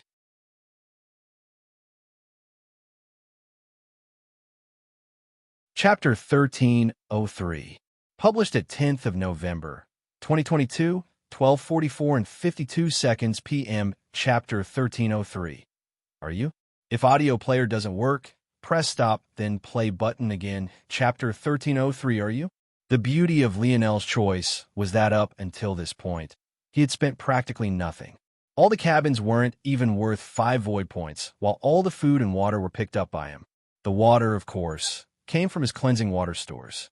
He had downgraded it back to the 4th dimension as he didn't want its specialness to become common knowledge, but that would be more than enough. As for the food, it was cursed beast meat cleansed by 6th-dimensional cleansing waters. It might become boring to eat after a week, but at least they wouldn't starve. This was the main reason why Lionel chose this route. Like this, he would be able to use all more than 50,000 void points he had remaining toward improving the odds of them all surviving. The beast armor he had left them, so long as they acclimated to anarchic force, would provide them a huge boost to their strength. The moment the power of the armor could be diverted from protecting them to just attacking and defending, there would be a qualitative change in them all. By Lionel's estimations, this boost in strength in conjunction with their own raw power would raise them to a level where they would have been able to easily clear their way to this safe zone from Village 0012. This would put them at or above the level of many of the nominal disciples that remained. However, this wouldn't be enough.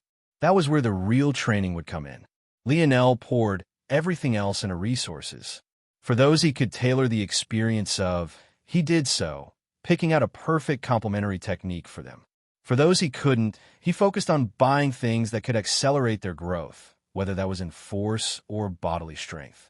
When Lionel was finished everyone understood what they had to focus on for at least the next months.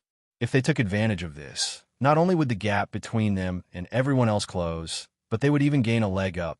They all gazed toward Lionel. They didn't know how much he had to sacrifice to allow them this chance, but they knew it couldn't have been cheap. How could they not feel grateful? Well, it's time for us to go. Lionel smiled lightly. I hope the next time I see you all, you'll not only still have your lives, but you'll be much stronger as well.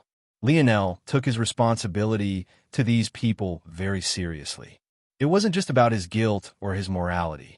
Everyone here represented his foundation. They were the backbone of what he was building, and they were all he had. This chapter upload first at NovelBin.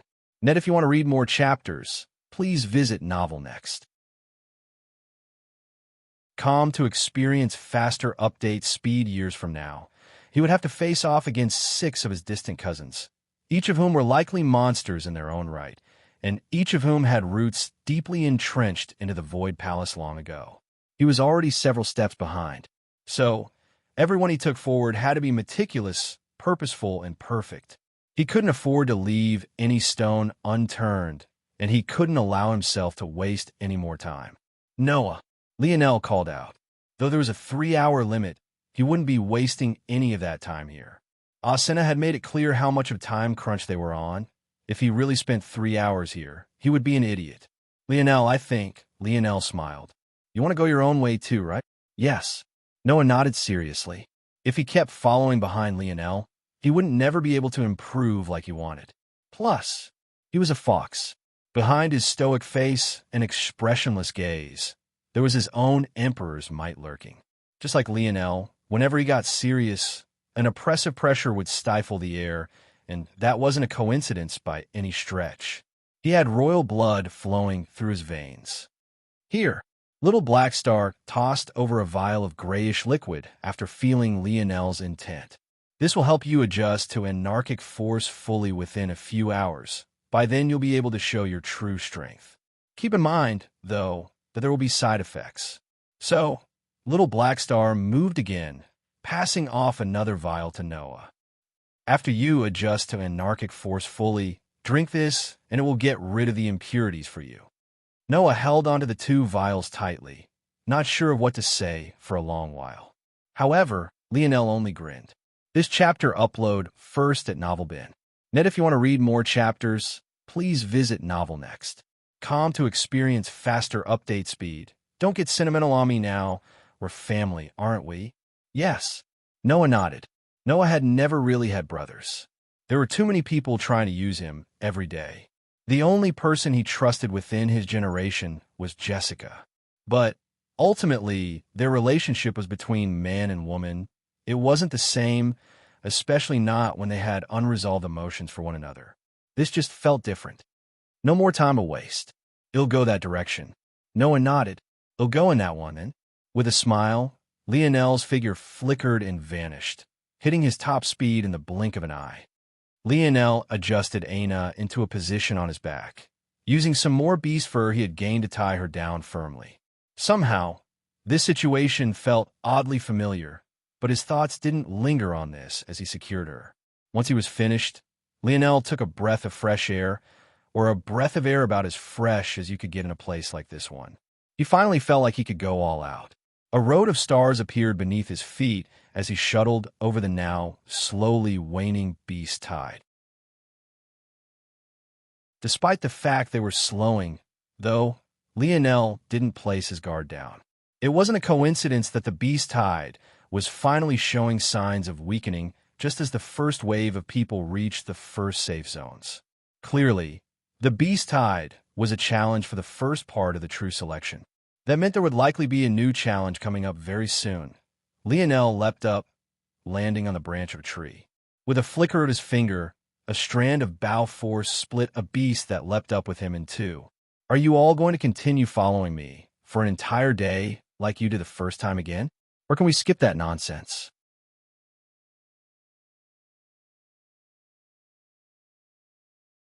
Chapter 1304.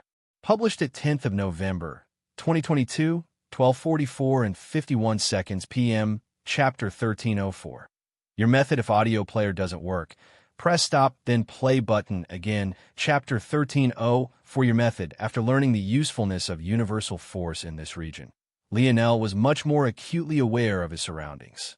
Just by infusing his universal force with his internal sight, his range had increased tenfold.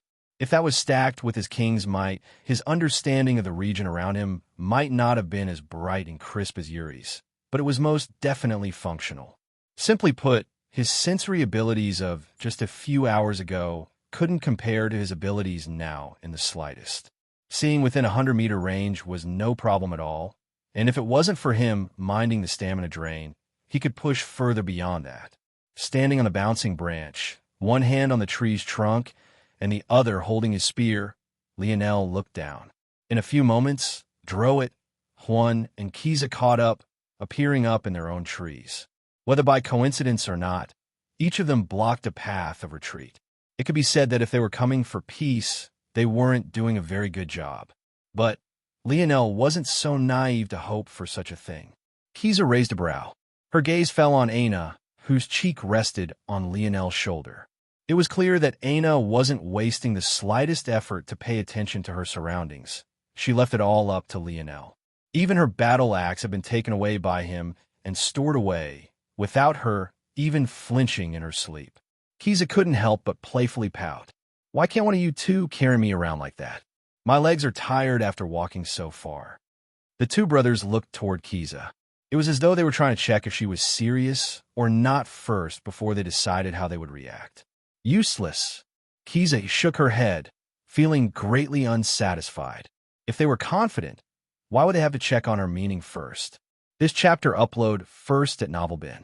Net, if you want to read more chapters, please visit Novel Next. To experience faster update speed. The brothers, though, felt quite aggrieved. Kiza had been teasing them like this since they were children. One would think they would have seen through her by now, but the women of the Gamine family were innately difficult to deal with. Even together, the two didn't dare to underestimate her. Much like the two brothers were the first instance in a very long time of their family's lineage factor brought to perfection, so was Kiza with hers. So long as that woman was still smiling, things were fine. But the moment that playfulness vanished, the Libra and Gamine family actually had a very close relationship with one another. If not for this, the twins would have never so easily asked for the support of someone else. Kiza had actually come from a completely different village, but had still managed to locate the brothers. It was clear that they had every intention on relying upon one another for the coming trials. Are you done yet? Though Lionel said this, his eyes weren't actually focused on the three surrounding him at all. In fact, he was sweeping the surroundings, trying to find out when the other foot was going to drop. It was very possible that there'd be a 3-hour buffer before the next wave of trials.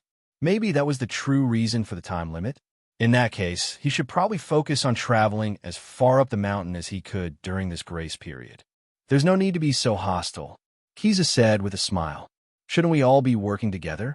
Coming from the same direction like this, it must be fate, don't you think? Lionel's instinct was to say that he had no interest in working with these people, but he paused for a moment, looking Kiza in the eye. He needed to widen his network, and becoming friends with a network of geniuses was a good start. The issue was that if Wise Star Order could so easily pick out the Gamine and Libra families like he had before, then that meant that these three were from very prominent families. The likelihood, then, that they had a relationship of some sort with the Morales was very high. This chapter upload first at NovelBin. Net, if you want to read more chapters, please visit Novel Next. To experience faster update speed. This meant one of two things. Either they had already fallen in line with one of Lionel's competitors, or if they hadn't, it was very likely that such families didn't get involved with the air wars at all. It had to be remembered that the only power Lionel knew of that had supported a Morales heir in the air wars was the small Valiant Heart Mountain. For all he knew, then, other seventh-dimensional families didn't even raise a finger for unknown political reasons. She should know I'm a member of the Morales family, though. After following me for so long, she definitely saw me use Tolliver. She had likely relayed this to the other two as well. So what exactly is going on here? I'll make this as straightforward for you as possible. If you dodge the question again, I will attack. If you try to dance around the topic, I will attack. If you try to play it off as a joke again, I will attack. I don't have the time to waste here. What do you want exactly? Kiza blinked. Her instinct really was to flirt again, but the cold indifference in Lionel's gaze made her words freeze over as well. She could tell that if she really tried it, Lionel wouldn't hesitate to attack, just like he said. Plus, that little mink on his head, she had almost missed it entirely, something that never happened with her level of senses. There's no need to waste any more time, Kiza. Doing things your way isn't working. Juan spoke evenly. Your method of clearing spatial bristle bushes, we want it. In addition, I know for a fact you have at least a few hundred spatial bristle rings. But you only gave away 2. The rest of them, we want them as well. If you make this easy, we can go in opposite directions from here on.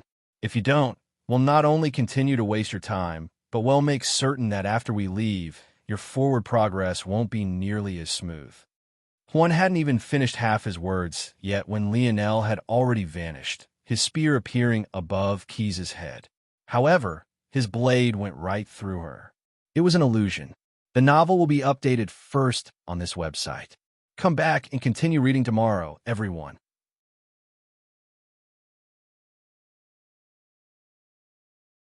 Chapter 1305. Published at 10th of November, 2022, 12:44 and 49 seconds p.m. Chapter 1305. Probe.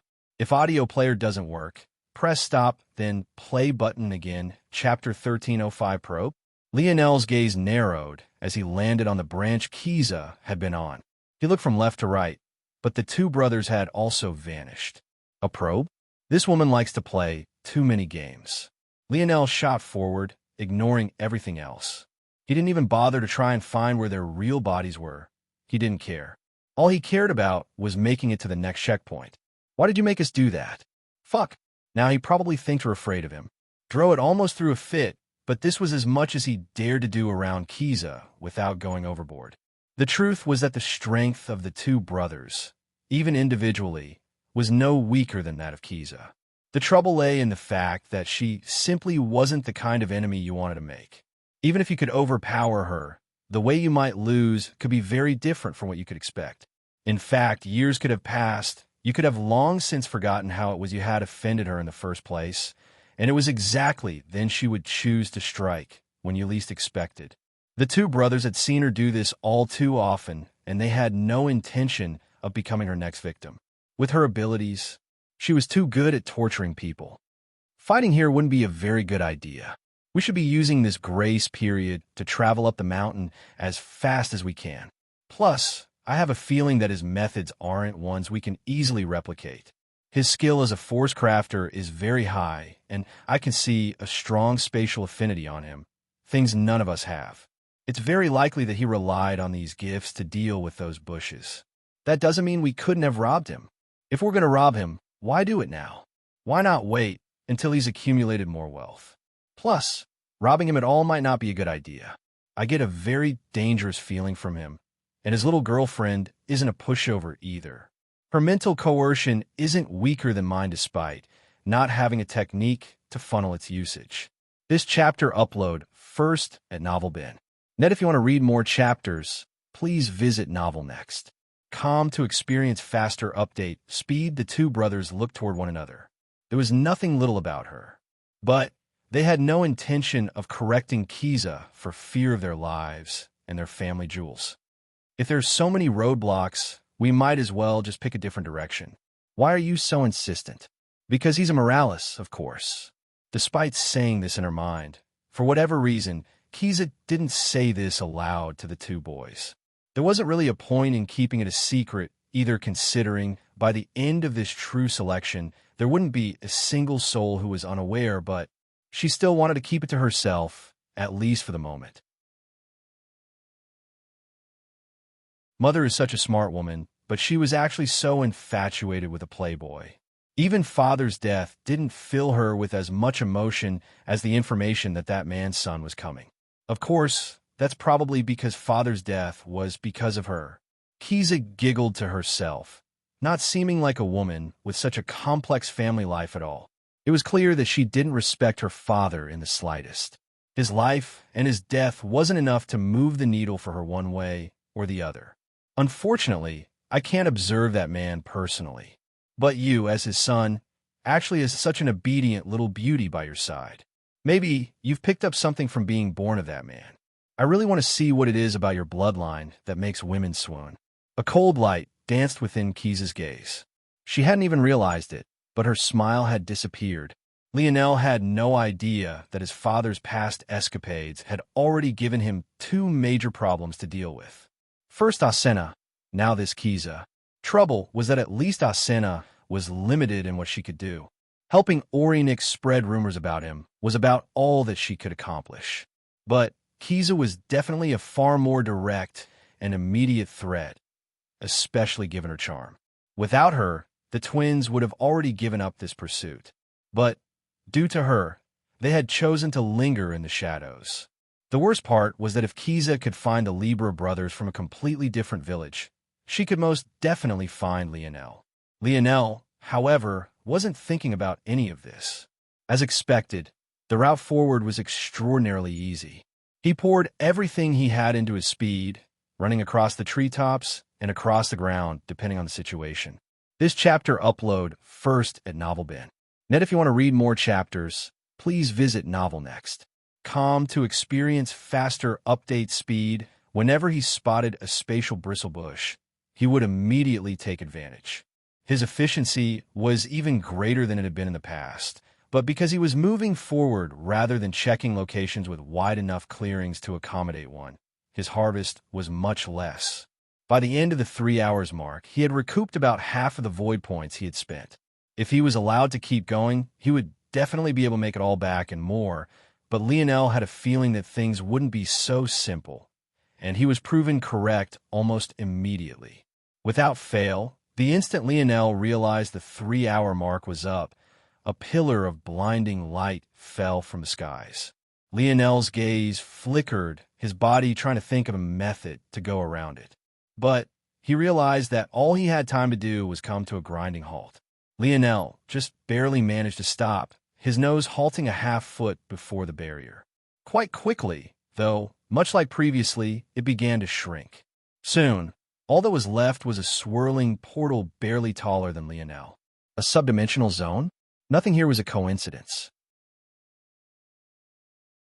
This entire space was locked. Clearly, Lionel was being told that his only option was to step into it.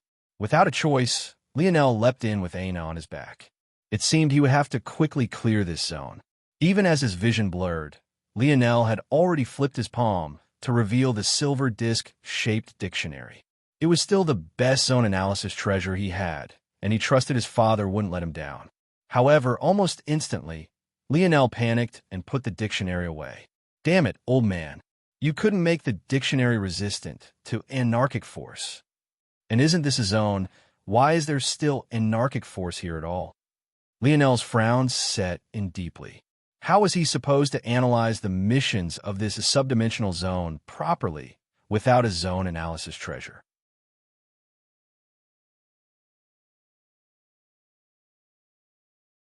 Chapter 1306. Published at 10th of November, 2022, 12:44 and 48 seconds p.m. Chapter 1306. Nothing if audio player doesn't work. Press stop, then play button again. Chapter 1306. Nothing the moment Lionel landed. His brows furrowed in confusion. This was mostly because not a single thing seemed different. The grayish-black, coarse ground was the same. The thick black trees were the same. The dense fog and the gray skies were all the same. Lionel had expected to be transported into an all-new world, but it seemed that that wouldn't be the case. No, that's the wrong way of thinking about things. Every zone is technically just a projection of the history of the land it was born in. If this is the history of the Void Palace, it just means that this region hasn't changed at all in a very long time. Lionel felt that this made sense, but there was still something that just felt wrong. With how long the Void Palace had existed for, how could its subdimensional zones had not all been cleared already? And if they took the route of Valiant Heart Mountain and used special means to keep this zone open, then the time that had passed should have long since mutated this world beyond recognition. Or at the very least, it shouldn't have been so identical. Lionel then thought of the possibility that the devices the Void Palace would have access to would be beyond that of Valiant Heart Mountain. Maybe it was the case, then, that their ability to maintain a zone within a normal range was superior. But Lionel didn't linger on this idea for too long, because the Valiant Pillars, in the first place, were a treasure gifted to Valiant Heart Mountain to begin with. It would be foolish for Lionel to draw conclusions about its quality just because of who now owned it. With a thought, Lionel's internal sight stretched outward. However, even in looking, he couldn't find any oddities. The segmented cube can't hide the existence of people from a zone, so I've essentially entered with 6 people. I have a feeling that could be a problem. The zone had made no attempt at limiting the number of individuals who had entered. Up until now, actually, the Void Palace had made no effort to stop teamwork either. But Lionel didn't believe that this would continue forever. Or, more accurately, there would probably come harsher and harsher penalties for choosing to take this approach. Staying still won't get me anywhere. This chapter upload first at NovelBin. Net, if you want to read more chapters, please visit NovelNext.com to experience faster update speed with this thought. Lionel shot forward once again, his mind scanning through everywhere he passed. But he had hardly taken a third step when he suddenly felt a cold shiver rip its way up his spine. Without the slightest hesitation, Lionel dove to the side, slamming the ground with a palm and flipping himself upward until he could land on his feet again. Shoo! Pung! Yip! Yip! Lionel's pupils constricted. What looked like a silver needle with a length of 2 feet and a thinness of barely a centimeter impaled a tree, having just barely missed the side of Lionel's ear. Lionel slowed his breathing, his heart beating slow and steady. But the shockwaves in his mind continued to roll like waves. That attack, it had managed to pierce the tree? Even now, Lionel wasn't certain if he could leave even a scratch on one of these trees without bringing his quasi-life grade bow out. But even if he did, he had no certainty of accomplishing what this needle had. Of course, it had a certain advantage because of how thin it was, but it was also because of this that it was so shocking. Such a fragile piece of metal had actually managed to ram into something so hard without crumpling. Lionel's internal sight stretched out once again, but he found absolutely nothing. However, now that he knew that there was something there, he realized there were only 2 explanations instantaneously. The first was that this person had targeted him from outside the range of 100 meters. The second was that this person could hide from his internal sight. Regardless of what the answer was, though, he was still Lionel. Even as he was still dodging, Lionel had already calculated the direction the needle had come from. His free hand grabbed at the air, forming a radiant core and allowing a dreadful amount of bow force to rotate about it like a drill. This chapter upload first at NovelBin. Net, if you want to read more chapters, please visit NovelNext.com to experience faster update speed falling through the air. He spun, whipping his arm backward. Lionel had no way of telling exactly how far away this individual targeting him was. However, there was one thing about this environment that was in his favor: the trees. Even with the power of the needle, it had only managed to pierce into the tree by about 3 inches. And Lionel hadn't picked up the sound of it going through any trees before it. That meant that wherever this person was, they needed a clear line of sight between themselves and Lionel. In addition, because Lionel hadn't sensed the use of bow force, nor had the needle seemed to deviate, it was most likely that it had followed a perfectly straight path. Taking all of this into account, and adding onto it some other small tidbits of sensory information, Lionel had made a decision. This person wasn't further than 100 meters away. They were just capable of hiding from his internal sight. 87% likelihood that they stand right there. Bang, bang. 2 sounds. Lionel landed nimbly on the ground, sliding his feet quickly and ducking behind a tree trunk. If it had just landed on ground, there wouldn't have been 2 sounds. It was more likely than not that this individual had been forced to attack twice to dispel Lionel's attack. But if that was the case, it means they can't casually use the strength they had to impale the tree. Lionel's figure flickered, rocketing toward the direction of the noise. The closer he was, the more control of the situation he would have. At least he would be able to lay eyes on who he was fighting. Since this individual knew he could find them once, they'd be more cautious the next time. However, that was when something unexpected happened. Y-Star Order actually spoke unprompted. The young truly fear nothing.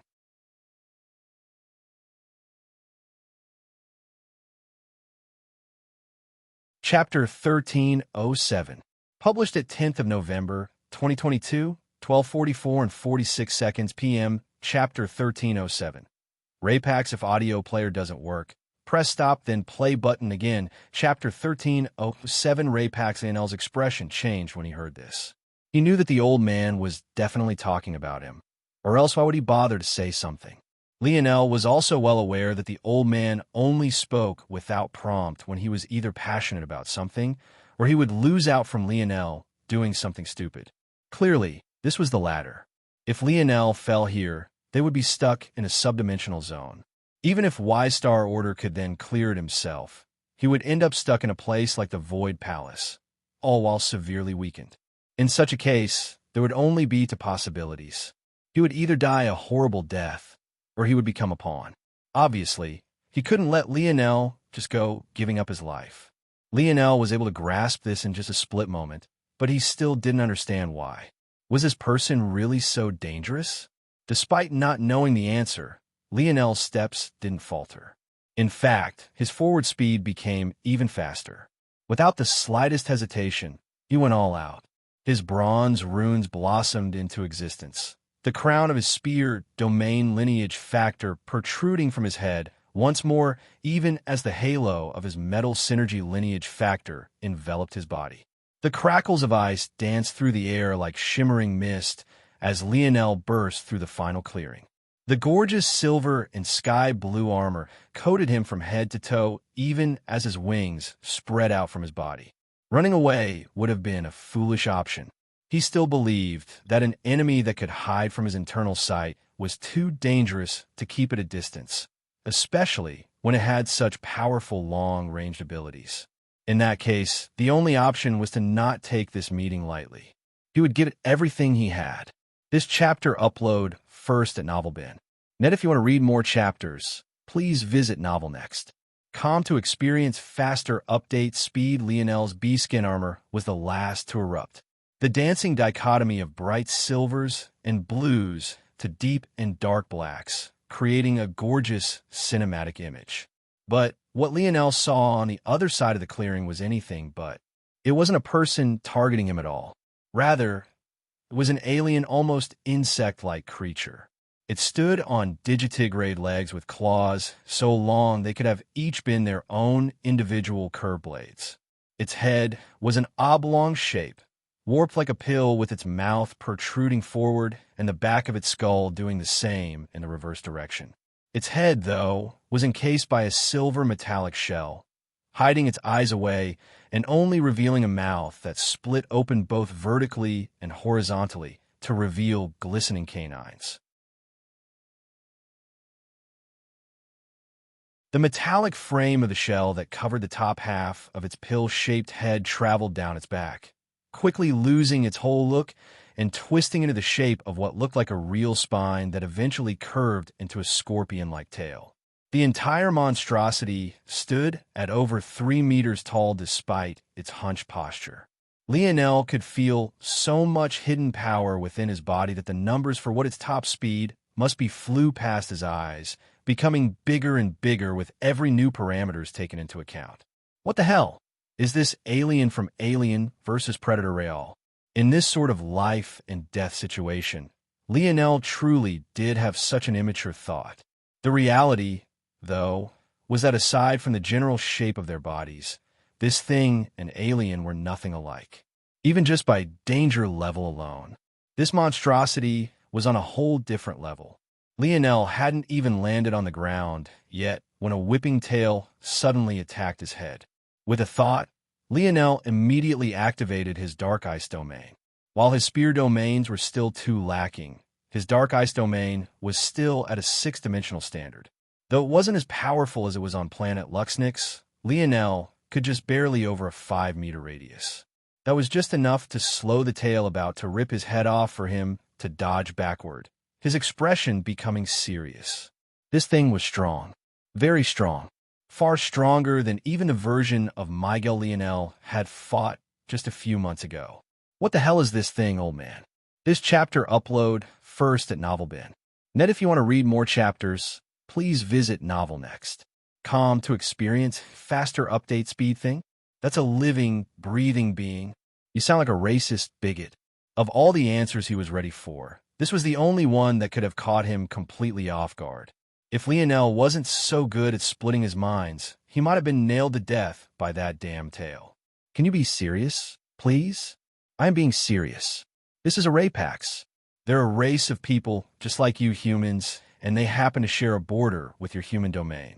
Lionel's expression flickered, his spears swinging up to clash against a strong kick by the Rapax. However, the end result was him being sent flying backward, his feet eventually gliding against the ground hard. Were their strengths? Were their weaknesses? They have extraordinarily powerful bodies.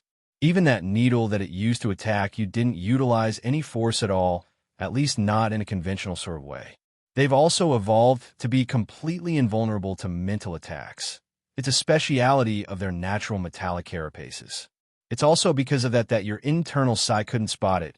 It gives them a huge advantage in this dense fog. Clang, clang, clang. The Rapax displayed a dexterity Lionel thought he would never find in a sequence of kicks. Each felt like a heavy mountain pressing down on him. If not for his own sturdy defenses and powerful body, Lionel would have found him being battered and broken already. It's odd, though. Usually, the Void Palace wouldn't throw something like this at the new recruits so quickly. Must be because you entered with too many people. Y-Star Order chuckled even as Lionel continued to grunt.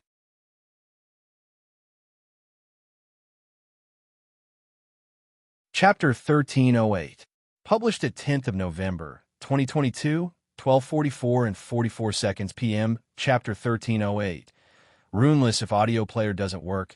Press stop, then play button again. Chapter 1308. Runeless Lionel immediately found himself to be at a great disadvantage. The Rapax was stronger, faster, and its defenses felt impenetrable. Its naturally formed armor was already stronger than and more resistant to blades than most weapons Lionel had come across to this point. But this was only a small part of the issue. In Lionel's battle with Miguel, he had purposely chosen not to use his ability index. He had wanted to have a fun and blood-boiling battle, and, quite frankly, he didn't believe he would have struggled very much at all if he used his calculative abilities to force the latter into a corner. However, because his internal sight was useless against the Rapax, it made Lionel feel that even if he wanted to use his ability index, he couldn't. Whenever he tried to lock onto the Rapax, it was as though he had locked on a thin air. He couldn't read and calculate its movements.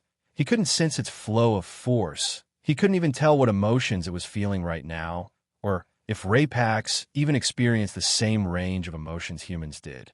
Without the ability to do this, Lionel could only calculate his own movements. But because he could only use his eyes to monitor the Rapax, not to mention the fact he wasn't familiar with its anatomy at all to begin with, the result was just him repeatedly retreating. It also didn't help that this was the first kicking expert Lionel had ever fought before. He didn't even have a human frame of reference, let alone one for a Rapax. Lionel couldn't even tell what tier this Rapax was at.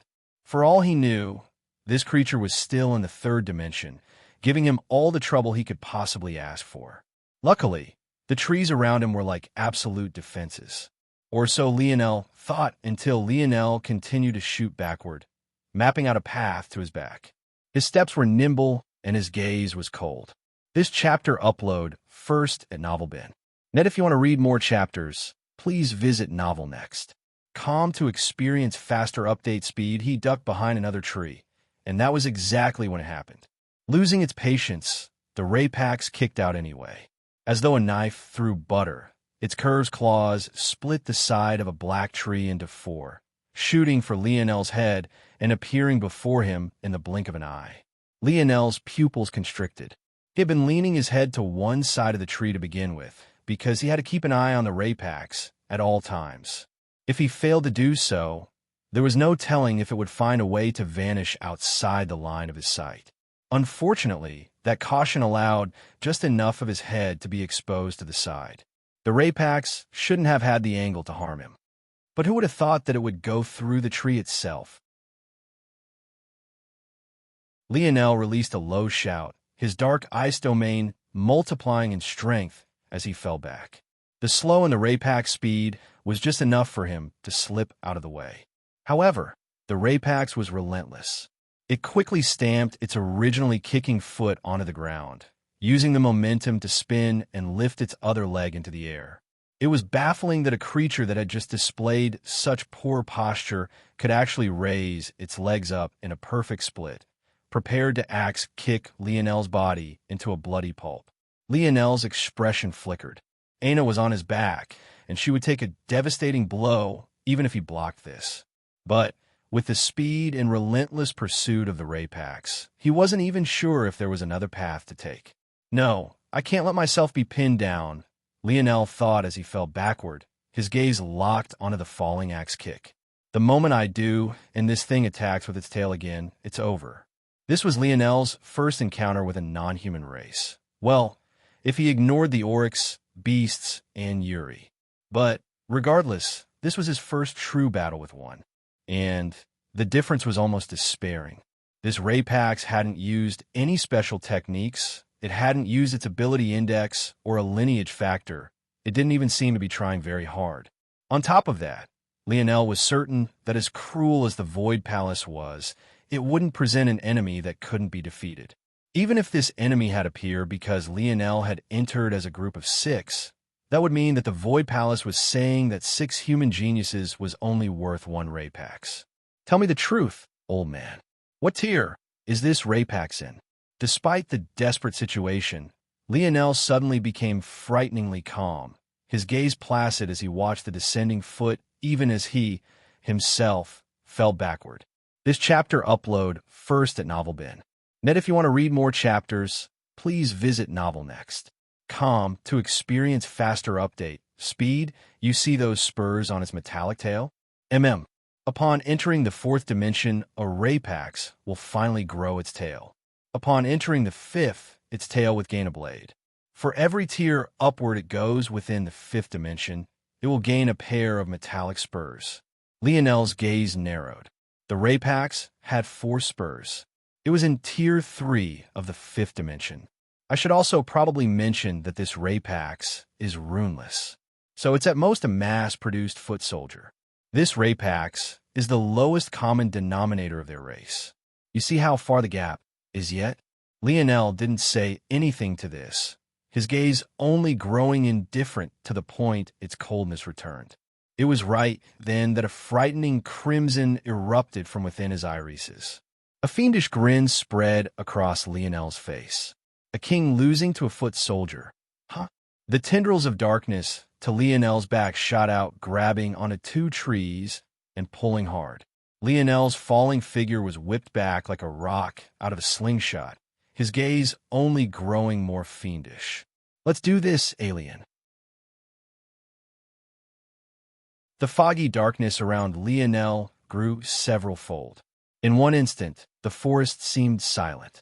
In the next, an eruption of dark tendrils splintered off in all directions, connecting all the trees in the surroundings in a complex web of black strings. The novel will be updated first on this website. Come back and continue reading tomorrow, everyone.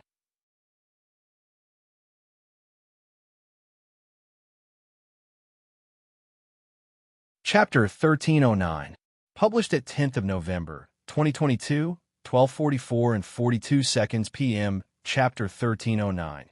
Revolve around me. If audio player doesn't work, Press stop, then play button again. Chapter 1309 revolve around me seemingly feeling Lionel's battle intent. The Rapax howled, billowing steam jetting out from its pores and causing its silver natural armor to tinge with red. With a step, it immediately tore through the tendrils that Lionel had blanketed the forest Indiana. But just as quickly as it did so, more swarmed to replace them. Lionel reached to his back. Tapping Aina with the finger-glove form of the segmented cube, he sent her inside. He wasn't sure if he could trust himself to not harm her with what he was about to do. His hair billowed in the wind, his body crouching atop a branch as the Rapax barreled toward him. The spear domain crown glowed a brighter and brighter shade of gold above his forehead, pulsing strands of bronze, violet, and crimson jetting out from his body.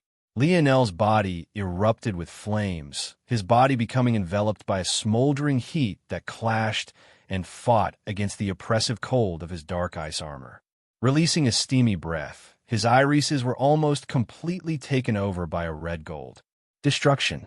Lionel vanished. Almost the instant he did, the branch he had just been standing up crumbled to nothing more than ash. When he appeared again, his spear was nowhere to be seen, but his fist was not to be denied, flashing before the chest of the Rapax like a falling meteor. Scree! Clang! The Rapax's tail lashed out, slapping Lionel's fist away with its blade. However, in a clash of metal on metal, they both rebounded against one another. The Rapax's tail whipped backward to prepare for another strike, even as it raised its leg to kick out at the retreating Lionel. However, it found its progress hindered by numerous tendrils of darkness. At the same time, Lionel had already smashed a foot into ground, stopping his backward progress and shooting forward like a blazing star. This chapter upload first at NovelBin. If you want to read more chapters, please visit NovelNext.com to experience faster update speed. Bang, bang, bang.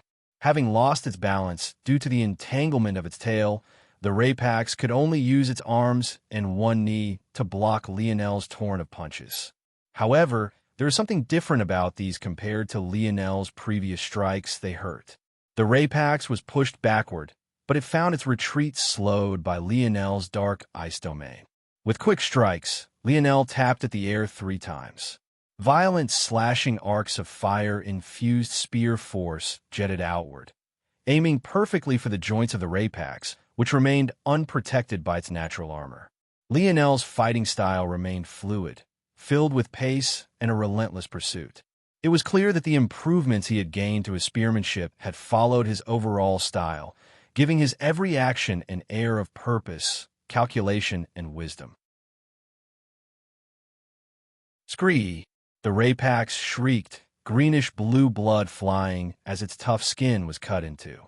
However, Lionel was completely unsatisfied with this result. His spear force layered with radiant force on top of his comprehensions of destruction had only caused so little damage. He wanted more. He needed to see more blood. The joints of Lionel's dark ice armor erupted with billowing flames. If it wasn't for the fact his head was covered by a helmet and a visor, it would have been possible to see that it wasn't just it that had been bathed in fire. Lionel's eyebrows, his hair, even the corner of his mouth shot out with flickering silver-red flames, looking every bit the part of a demon risen from hell.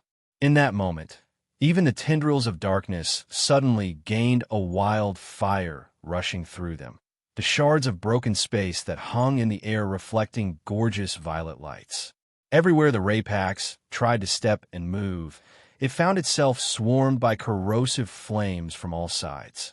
As its injuries grew, the effect of the heat on it only grew, its shrieking only becoming more and more prominent. Lionel was relentless. He took a heavy step forward, blocking a strong leg kick of the Rapax with 2 forearms.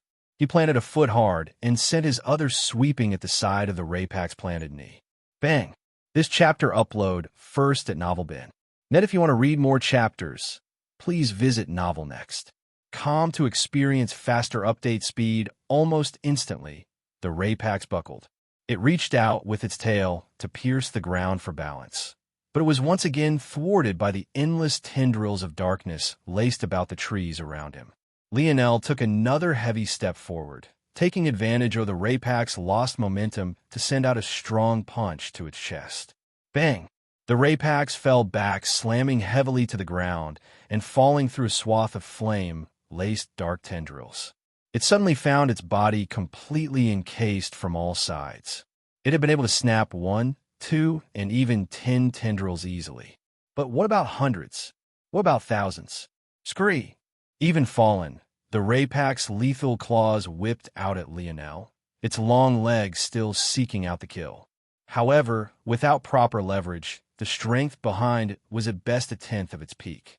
With a savage spear force-laced swipe downward, Lionel clashed with the upward swinging claw, smashing them right back into the ground and leaping atop the tied-down Rapax.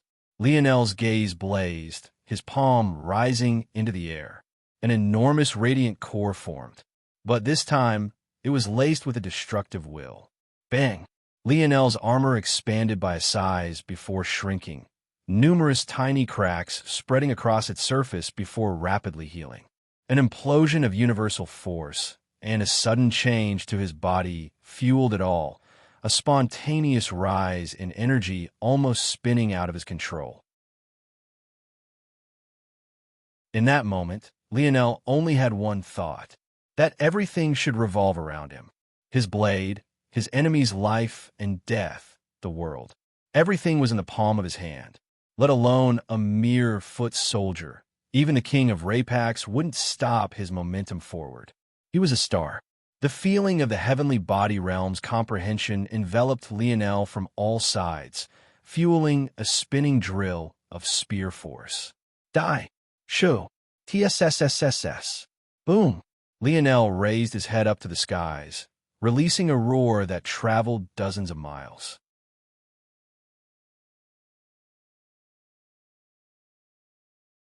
Chapter 13:10.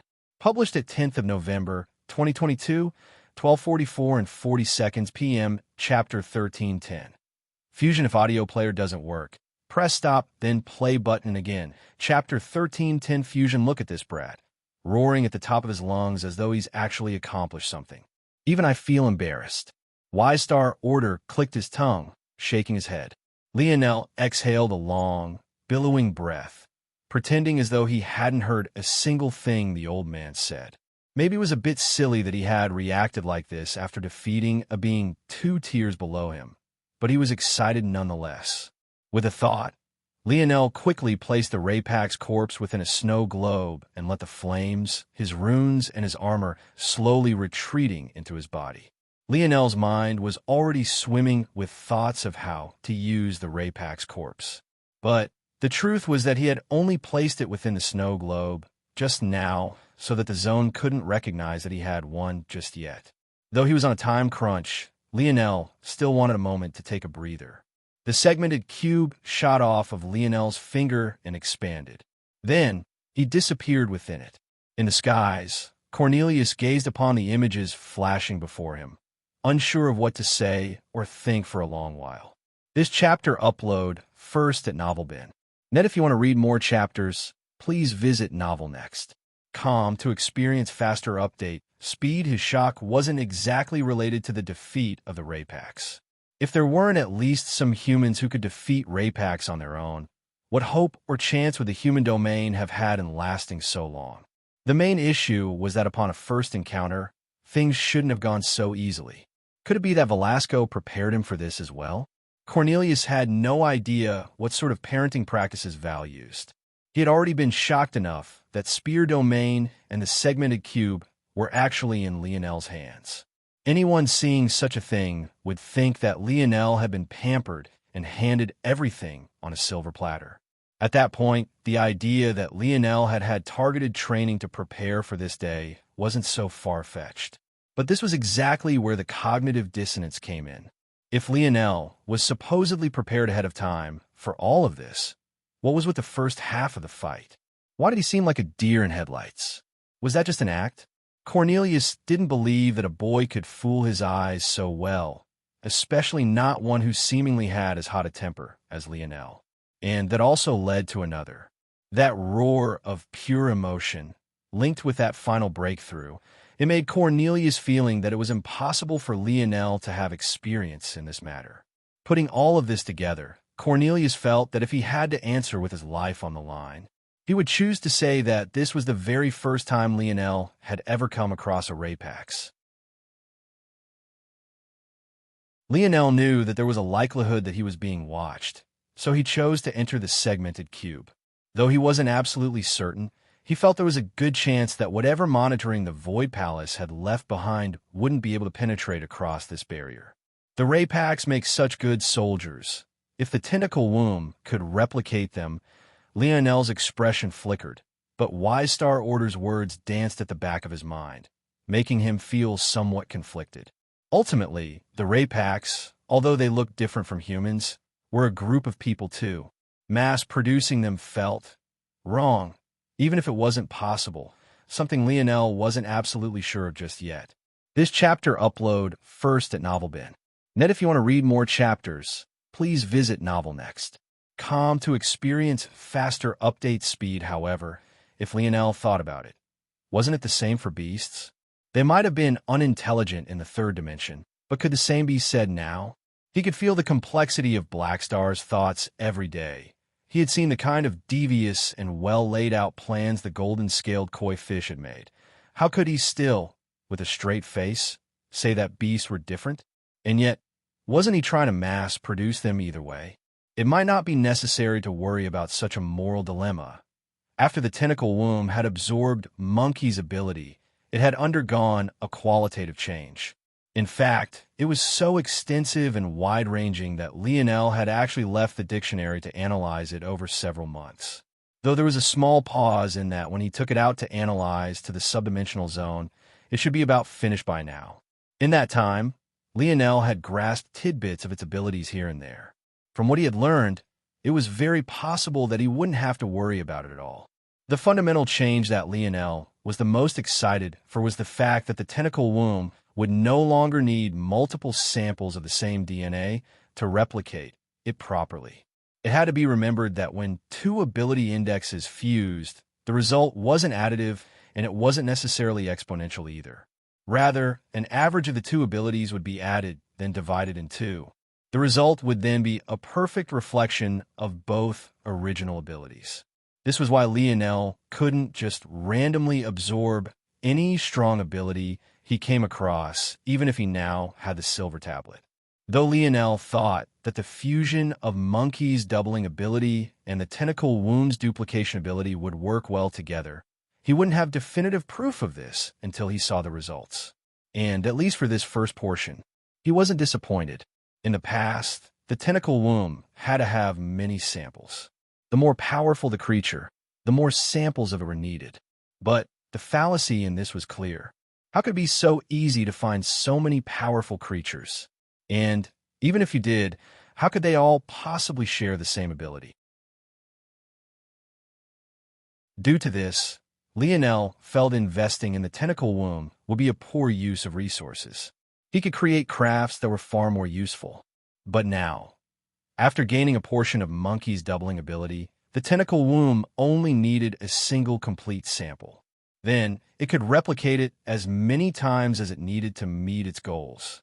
The novel will be updated first on this website. Come back and continue reading tomorrow, everyone.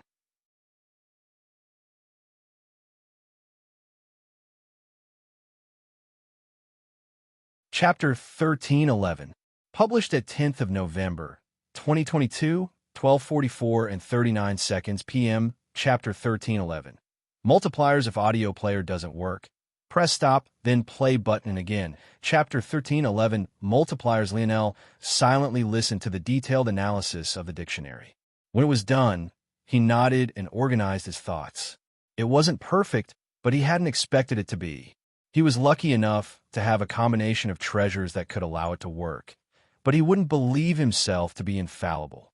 With how large the dimensional verse was, if it was so easy to make it to the top, then Lionel would already have a chance at becoming king. Someone else would already have a combination of treasures far better than himself, not to mention an elite head start. The replication requires energy, a lot of it. The only reason Monkey felt so undefeatable was because all his strength was provided by the dimensional verse, since he was a savant. However, the tentacle womb has lost the savant nature it had after the fusion. So, all the energy now needs to be provided by me. This was the most troubling part. The amount of energy required was astronomical. It was somewhat better since Lionel had the koi fish and the silver tablet, not to mention the segmented cube. But even then, it was heart-rending. Lionel hadn't even spent any money yet, but he already felt poor. Depending on what the tentacle womb was replicating, it would require a different collection of force sources. However, after calculating it all, the amounts were fairly consistent. The replication of a third-dimensional existence would take a single third-dimension pure force crystal. The replication of a fourth-dimensional existence would take 10, a fifth 100, a sixth would require 1,000, and a seventh was currently impossible. In addition to this, there was a multiplier effect added on top of this. A Tier 1 ability was a x1 multiplier, a Tier 2 ability was x2, a Tier 3 was a x5, a Tier 4 was a x10, and a Tier 5 was a x100, not to mention requiring an equivalent amount of breaking force pure crystals. If that was the only multiplier, things might still be fine. But of course it wasn't. Then came the scale for lineage factors. Fourth-dimensional lineage factor came with a base multiplier of x2, fifth-dimensional lineage factors were x5, sixth-dimensional were x10, and seventh-dimensional lineage factors couldn't be replicated. This chapter upload first at NovelBin. If you want to read more chapters, please visit NovelNext.com to experience faster update speed than there were innate nodes. This made things even more complicated. There were two categories to consider. One was the rarity of the force, and the second was its inherent ranking. Within the first category of rarity, there were 4 tiers. Bottom-tier forces like normal elements of wind, fire, and like without special add-ons or abilities. Middle-tier forces that could be considered a step beyond like light elemental and dark elemental forces. There were then high-tier forces like space elemental and dream force.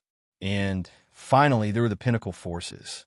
These included fusion forces like Lionel's Scarlet Star Force, and it also touched upon forces that existed on planes of their own, like anarchic force, universal force, and breaking force. To form an innate node of the bottom tier, it would require x10 multiplier, middle would require x100, and high tie would require x1000. As for pinnacle tier, it was currently impossible. These multipliers only became worse when the individual ranking of the innate node was taken into consideration. This was already an overwhelming amount of information to take in. But there was a reason the dictionary had taken so long to analyze everything. Because there was even more, and these might even be more important than the previously mentioned parameters. These parameters were related to the sentience and overall constitution of the replicated creature. It didn't matter how much talent you stuffed into a clone if they had the intelligence of a toddler, and it definitely didn't matter if the materials they were constructed of were simply too fragile.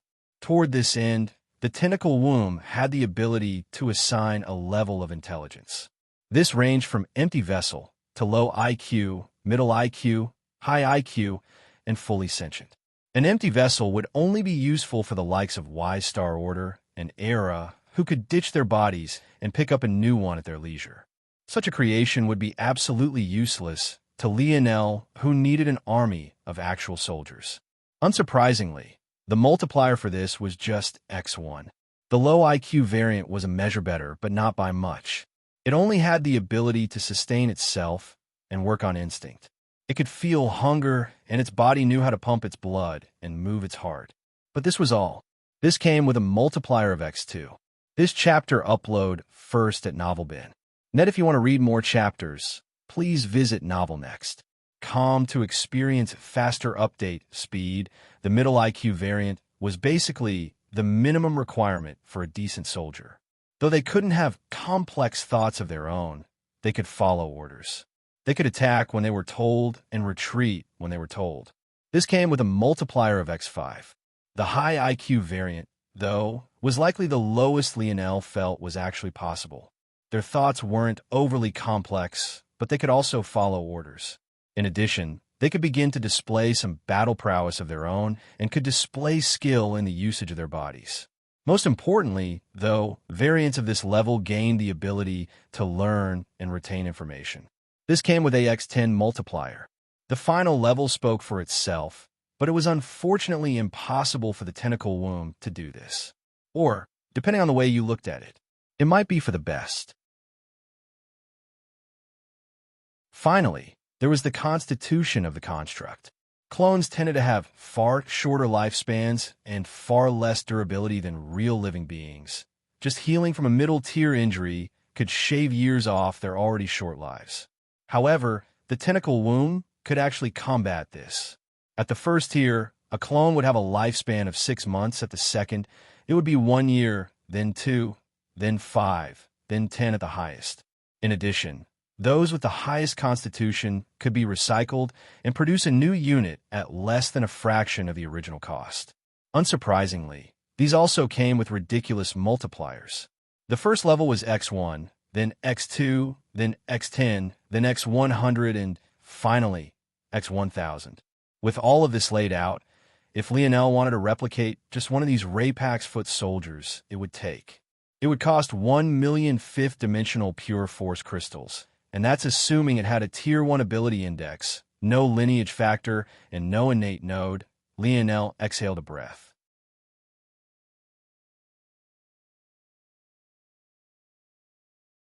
Chapter 1312. Published at 10th of November, 2022, 12:44 and 37 seconds p.m. Chapter 1312. Deity if audio player doesn't work, press stop, then play button again. Chapter 1312. Deity Lionel had tried forming a pure force crystal for several months previously, but he had failed to form even a single one. Not a single one. How was he supposed to gather 1 million under these conditions? He wouldn't even know where to begin. Luckily, he didn't have to worry about this alone for long. Hey, old man, come to Lab 001 for a second. Lionel didn't speak loudly, but he controlled everything with a segmented cube. With a thought, his voice would be projected anywhere he wanted it. Y-Star Order had been within his segmented cube the whole time, having fun with his new favorite toys, or rather disciples. This was good, though, as it seemed that Candle and Vice were actually doing much better. Not long after Lionel called out, all three came into the lab to find the enormous tentacle womb looming within a glass case. Candle and Vice weren't allowed into the lab setting usually, so this was only the second time they were seeing the tentacle womb after they first fought it. Candle almost immediately hid behind Y-Star Order, shrinking herself down to the point it seemed she might want to vanish completely. Though this was much better than her panic-producing hundreds of impenetrable barriers. Despite Candle's reaction, the current tentacle womb actually looked much better than it did in the past, and even seemed to be tending toward a more aesthetically pleasing variance. Its bottom half was still as grotesque as ever, a vine network of slimy, grayish, purplish, blackish tentacles protecting the exit of its womb. However, its upper half had become a budding flower with more layers and petals than most could care to count, and sharing the very same color scheme. The mind of the tentacle womb was hidden within, and there was actually the face of a beautiful woman that took up the center of the bud. The face was an inhuman, sort of beautiful, the kind that felt computer-generated. Due to this, despite the fact it was objectively more beautiful than any face Lionel had ever seen, including his mother and Ana's, it still didn't truly feel like it was. This chapter upload first at NovelBin. If you want to read more chapters, please visit NovelNext.com to experience faster update speed. It also obviously didn't help that the face appeared in such an odd location. That said, Lionel could imagine that as the tentacle womb finished its evolution, it would grow into its own and likely finish what was likely just the beginning stages of its maturation. What did you call me here for? I have questions, of course. What are your thoughts on pure force crystals? Rare in the human domain. Y-Star Order replied. In the human domain? Why specifically in the human domain? Pure force crystals are the representation of purity. They follow just one path and are dead set on it. In a human domain, There are too many disciples, not enough unified thought, too much free thinking. It's not an environment conducive to the appearance of pure force crystals. Lionel's brow furrowed. The way Wise Star Order talked about things seemed simple, but they were laced with profound meanings far beyond his comprehension. He spoke of the creation of an inanimate object as though it hinged on what the animate did. In the past, Lionel might have already dismissed this as absolutely ridiculous, but he had learned enough from Wise Star Order by now to understand how it all came together. The introduction of the life grade to him opened up a whole new door, and when he felt the last dying wish of his crafter's quill, he realized just how tangible that reality was. At that point, these matters didn't feel so ridiculous to him at all, and he had even accepted them wholeheartedly. Then let me guess, the spirituals have the highest concentration of pure force crystals there is? I guess the answer to that is both yes and no. This chapter upload first at NovelBin. Then if you want to read more chapters, please visit NovelNext.com to experience faster update speed. How so? Well, specific tribes of spirituals would have very specific stores of pure force crystals, namely elemental ones. But they might not necessarily have others. Those will be left mostly to other races. What about the Raypaks? They're a good example. Their natural armor makes the density of defense-specific pure force crystals especially high. In addition, they have a large variety of pure force crystals that directly benefit the body. I see. So if I need 1,000,000 fifth-dimensional force crystals, what do? Lionel sighed.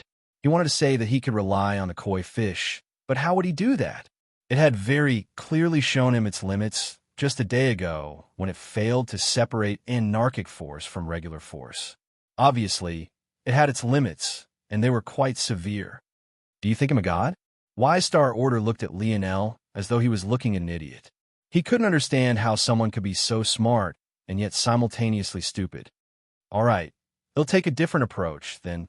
Lionel began to explain to Wise Star Order all the cards he had in his hands, from the tentacle womb to the koi fish, not to mention their deficiencies. With those things laid out, he waited in hopes of hearing a different answer. Of course, the fish wasn't able to separate out force here. It's a fifth-dimensional existence, and you haven't spent any time nurturing it at all. This is a seventh-dimensional world. If it was already powerful enough to do as it pleased here, you think you would have been able to subdue it so easily. A koi fish with those characteristics would be like a worshipped deity in the spiritual's domain. Creatures with this ability are very rare and have elevated intelligence. How an idiot like you managed to catch one is beyond me.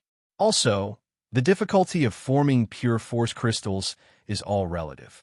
If you're in a fifth-dimensional world, especially in a region as weak as the Milky Way, of course you wouldn't form even one in several months. But if you're in a seventh-dimensional world, a single fifth-dimensional pure force crystal isn't nearly as valuable. Lionel's brows shot up. The novel will be updated first on this website. Come back and continue reading tomorrow, everyone.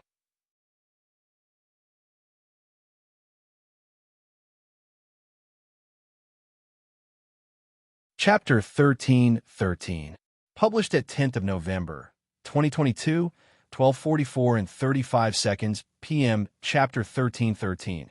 Command if audio player doesn't work, press stop, then play button again. Chapter 1313 Command Wise Star Order side. This rat truly had way too much luck.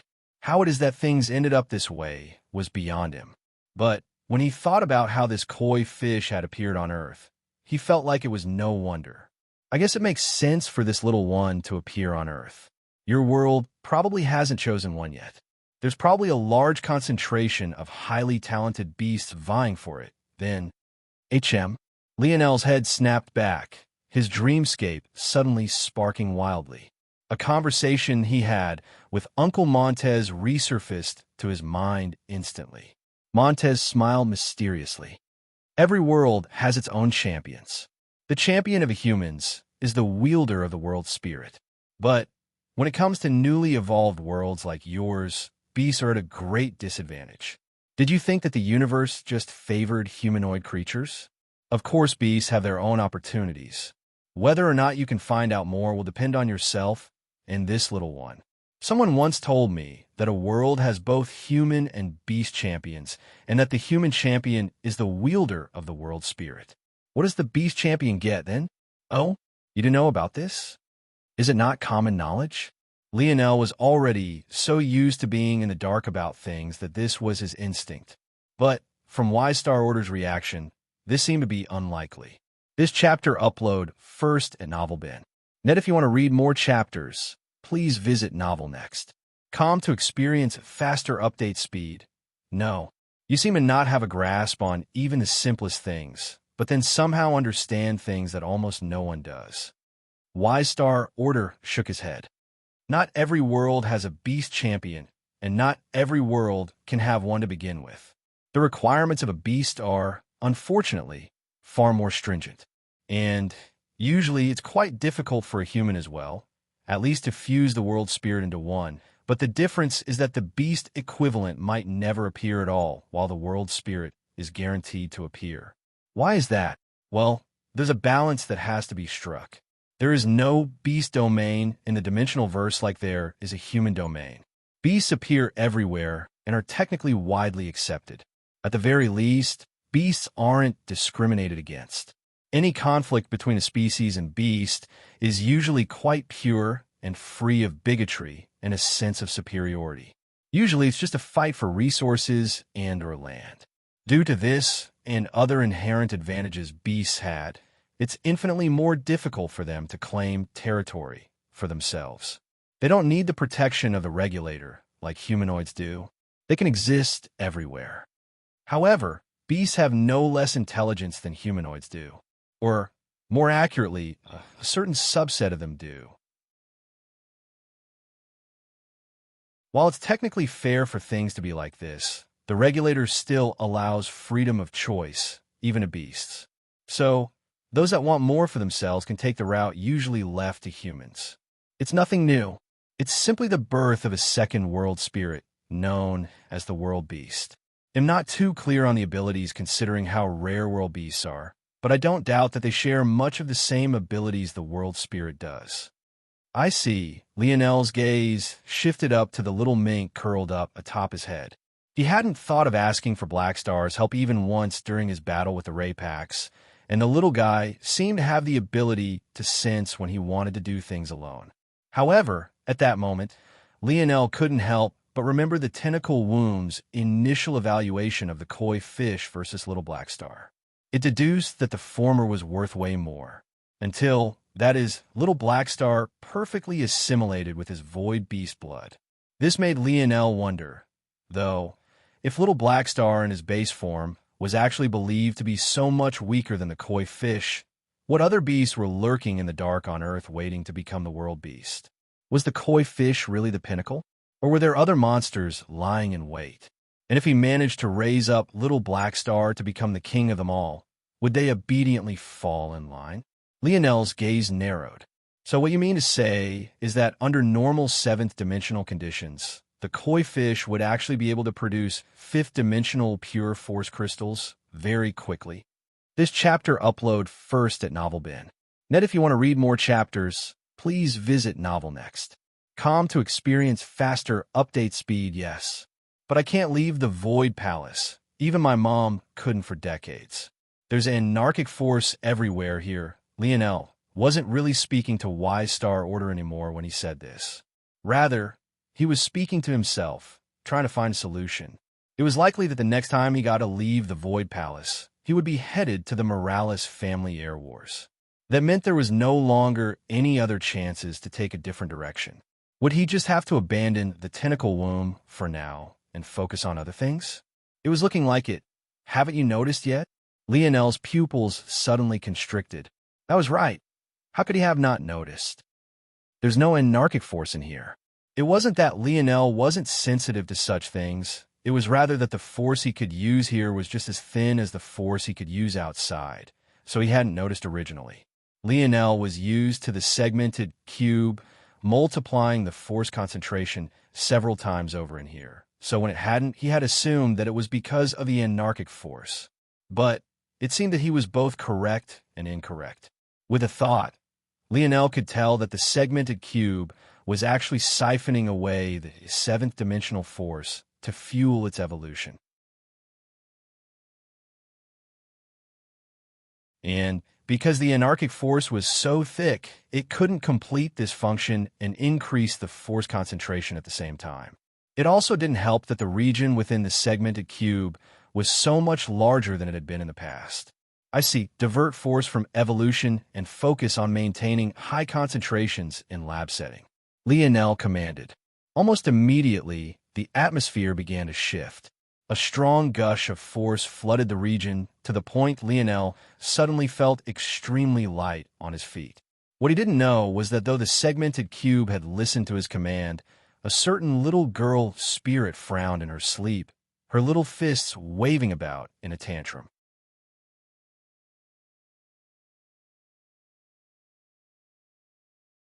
Chapter 1314, published at 10th of November, 2022, 12:44 and 34 seconds p.m. Chapter 1314.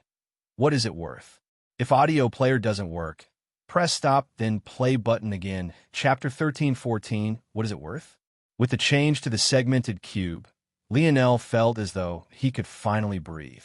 It was as though he had been taking half breaths all this time, slowly suffocating, and he only now became aware of just how much oxygen he had been missing out on. He didn't realize how much he had missed high densities of force until now. But, more shockingly, he hadn't realized just how good just breathing in a density of seventh-dimensional force felt. With a thought, Lionel's mind reached out to the golden-scaled koi fish and had it begin to work. Still scared from its previous failure, the little one was a bit hesitant at first, but quickly acclimated once realizing that the air had been thoroughly cleansed. Lionel watched this scene intently, not taking his eyes away. The true selection had suddenly taken a back seat for a moment. And to Lionel's shock, just moments later, the golden-scaled koi fish opened its little mouth, its fins still gliding through the water like thin strips of white silk. A strong surge of force formed, radiating outward with a purity hardly seen. The entire lab was covered in a pure white fog that almost made Lionel moan. And then, it happened. The segmented cube whirred to life under Lionel's command. The white fog concentrated and almost instantly began churning out pure force crystals. In just a moment, a pile of 10 had formed and it showed no signs of stopping. There was no cohesive whole at all. Lionel could see crystals of all sorts of elements within.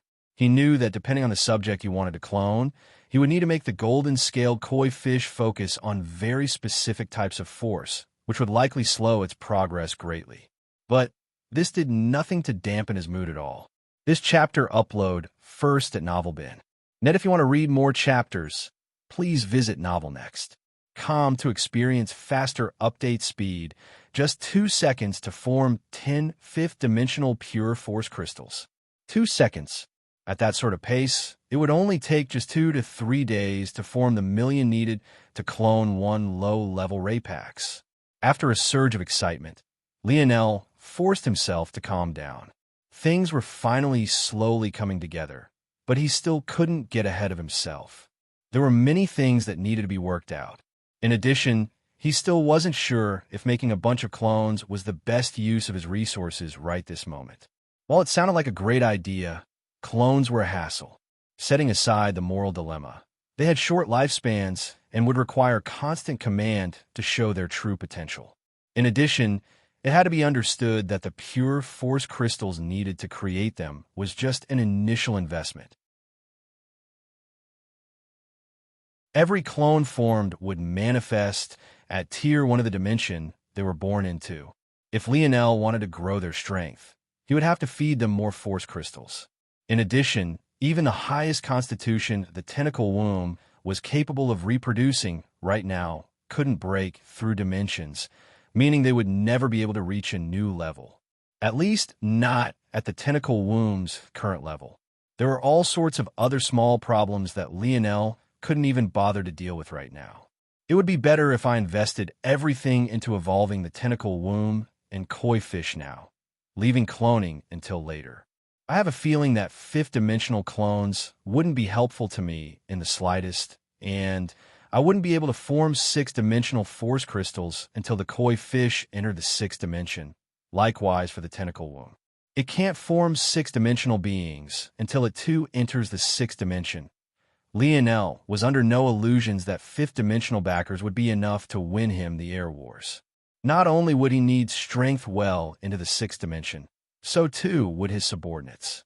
If he got greedy now and lost his patience chasing numbers, he would be handicapping himself. Luckily, Lionel had only wanted a proof of concept for now, and he had a much better idea for what he should be focused on right this moment. With a thought, the silver tablet appeared once more. This chapter upload first at NovelBin. Net, if you want to read more chapters, please visit NovelNext.com to experience faster update speed within this thing. Many outstanding talents were slumbering. Not to mention Lionel's generals, and especially Goggles. Lionel often found himself thinking back to the speedster and his former fiancée. Lionel had already decided. On the outside, his brothers would build up their strength and charge their way into the Void Palace. And on the inside, the core of his faction would begin with himself, Noah, Aina, the others, and the geniuses slumbering within this silver tablet. It was about time that Lionel unleashed Little Blackstar. He had been sitting on the little guy's ability steal powers for long enough. First, it was because he didn't want his closest friends to lose their personalities. But now that he had the silver tablet, that was no longer a worry. Within the walls of the Void Palace, with so many geniuses around and so many chances to kill them, what better place could there be to steal abilities? Goggles, it'll awaken you first. With a thought, Lionel had the golden-scaled koi fish focus on gathering pure neutral force. Suddenly, the large and daunting amount of force he needed to gather to resurrect his brothers felt so small and insignificant now. Feeling this change, Lionel couldn't help but sigh. What was life exactly? If you could just stuff someone's soul into a tablet and resurrect them on a whim when you had enough energy, what was life worth? Was he wrong for believing it had any intrinsic value at all? And what about Camelot's existence? Did mere words on a page really give life to living, breathing people with thoughts, emotions, and aspirations of their own? Lionel remembered how lost he had felt when he realized what secrets the silver tablet was hiding. They were emotions that he had yet to resolve even now. But the question itself was too profound. It made Lionel feel as though there were a large pair of hands hanging over him above, pulling not just him, but everyone along at its leisure. Lionel exhaled a long breath, his gaze flickering with resolution. The novel will be updated first on this website. Come back and continue reading tomorrow, everyone.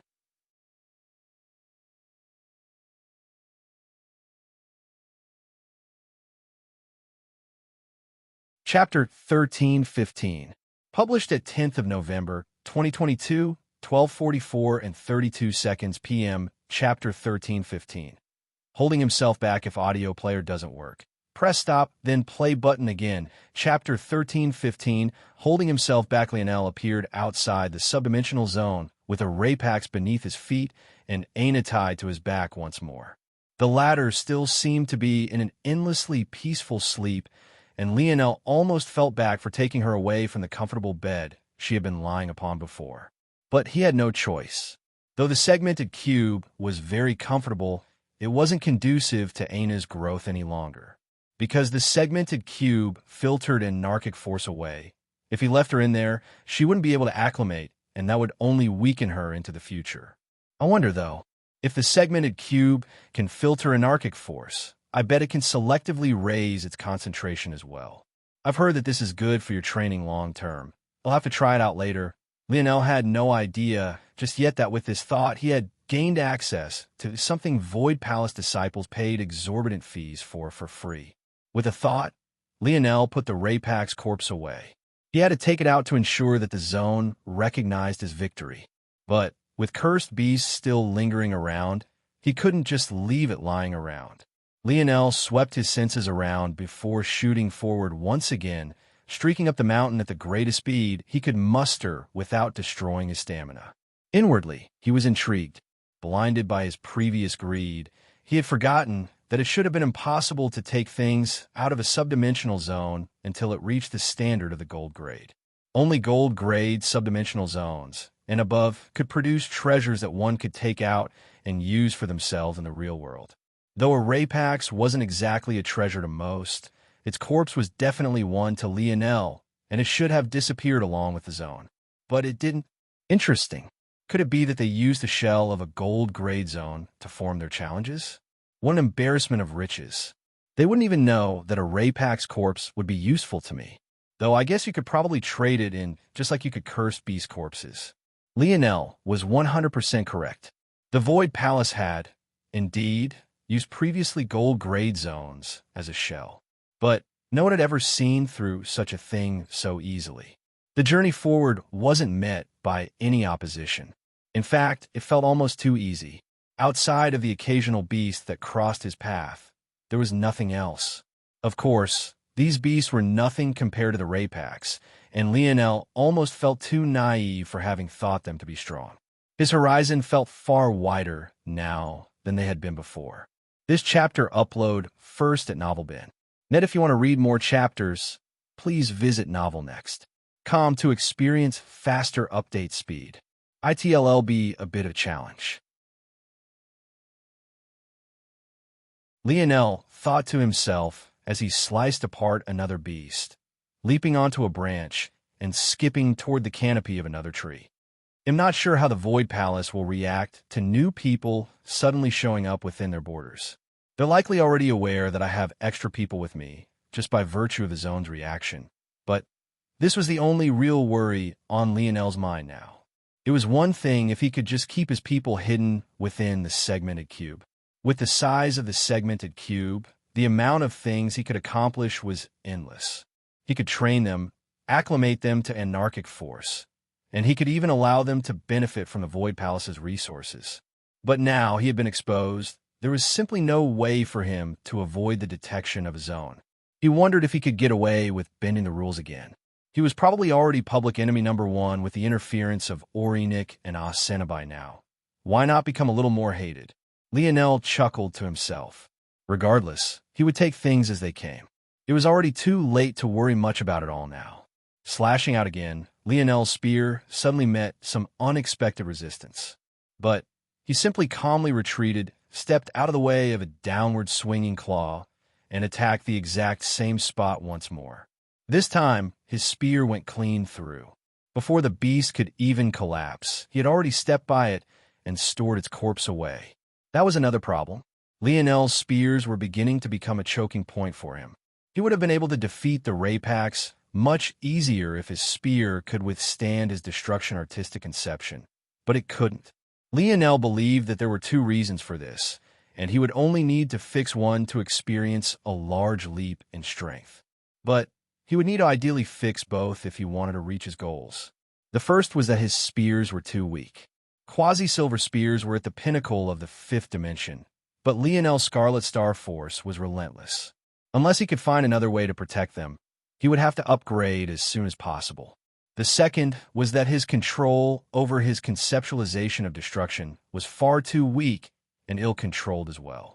While it was true that Miguel had relied on true silver-grade weapons to withstand his Scarlet Star Force, how could normal silver-grade weapons compare to a domain spear of an heirloom like Lionel's?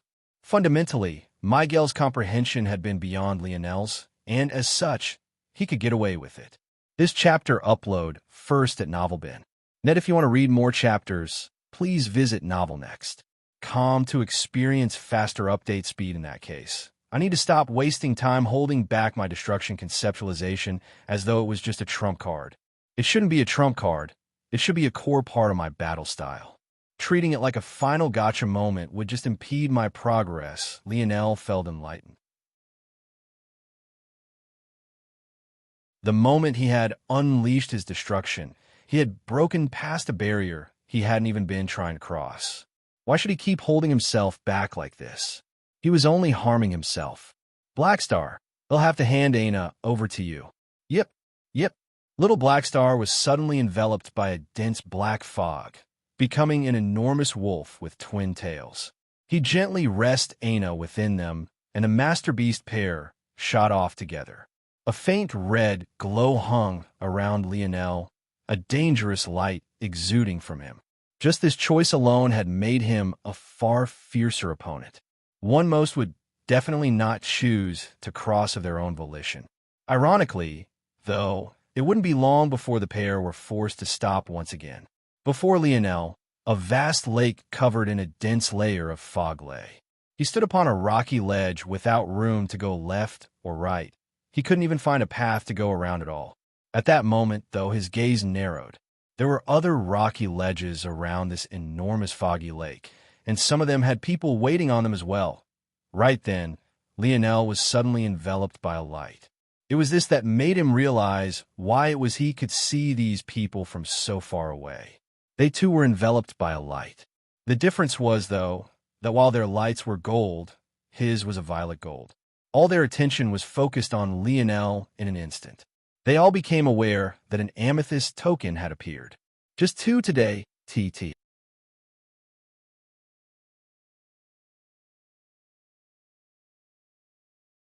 Chapter 1316. Published at 10th of November, 2022, 12:44 and 30 seconds p.m. Chapter 1316. Golden sector if audio player doesn't work. Press stop, then play button again. Chapter 1316. Golden sector. Lionel's gaze narrowed. He had a feeling that this was where the true challenges would begin. Everything up until this point was nothing more than a weeding out of sorts, a filter. It seemed that things would only get interesting now. A faint sort of excitement bubbled up within Lionel's heart, a searing heat pulsing above his right hip. This sort of stage, it was the kind he really wanted to be on. He faintly hoped that these people would not disappoint him. Cornelius could see the shift in Lionel's demeanor, and right then, it felt like something that had been confusing him finally snapped into place. Observing Lionel felt like one of the most confusing things he ever had to do. Sometimes the young man was hot, sometimes cold. Sometimes he was murderous, and sometimes he was forgiving. Sometimes he was arrogant, and at other times he was humble. Sometimes he met the day with a smile, and at other times he met it with coldness. As confusing as his personality was, his battle prowess was even more so. Cornelius couldn't even decide whether he was a talent or an average genius, something that was baffling considering the fact the young man had just single-handedly defeated a Ray-Pack soldier. But that only emphasized just how hard it was to get a read on Lionel. Sometimes his true self slumbers, and sometimes it peeks an eye open, groggily observing the world around him as though to check if those before him were worthy. This chapter upload first at NovelBin. Net, if you want to read more chapters, please visit NovelNext.com to experience faster update speed. As for when Lionel would truly wake up, Cornelius had no way of knowing, or else maybe he wouldn't be so confused. The main issue, though, was that this was exactly like a certain man. He met the day with a bright smile on his face, joking around and chasing skirts without a care. You would never be able to tell that there was a slumbering monster within him, ready to pounce and destroy everything at the slightest poke. That slumbering beast, too, only partially awoke from time to time. But that day that it had fully awakened, that day when it rose up and unfurled its body, roaring into the skies, the Void Palace's very foundation had shaken. What the hell is this? The voice wasn't overly loud, but it was laced with an unconcealed fury. Its owner stared daggers toward Lionel, as though with just this alone, he could see the latter sliced and diced into minced meat. The young man looked like the picture of a roaring lion. He had a head of hair, sideburns, and beard that all came together to form the image of a vibrant mane. His two eyes were a piercing bright brown, and his teeth lengthened to the point two prominent canines jetted out whenever he opened his mouth. A sparkling white gold halberd stretched across his back, and his armor alternated in heavy white plates and dense brownish golden fur. Despite the fact he was in his early 20s, no one would have hesitated to believe that he was already well into his 30s, not because he looked so old, but because his facial hair simply didn't seem fit for someone so young. This chapter upload first at NovelBin. Net, if you want to read more chapters, please visit Novel Next. To experience faster update speed, those around this young man almost instantly smiled bitterly. They had known that these days of leisure wouldn't last for so long.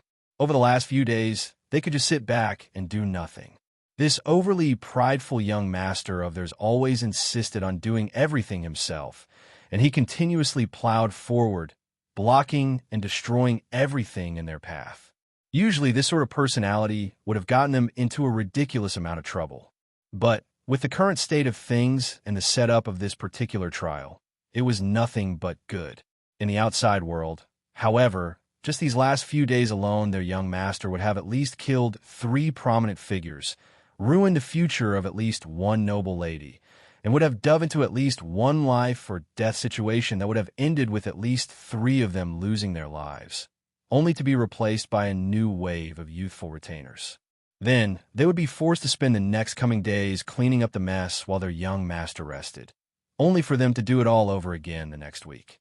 But this time, the list of those who hated their young master would have increased by that exact number. It could be said that this young man was even better at stirring up trouble than Lionel.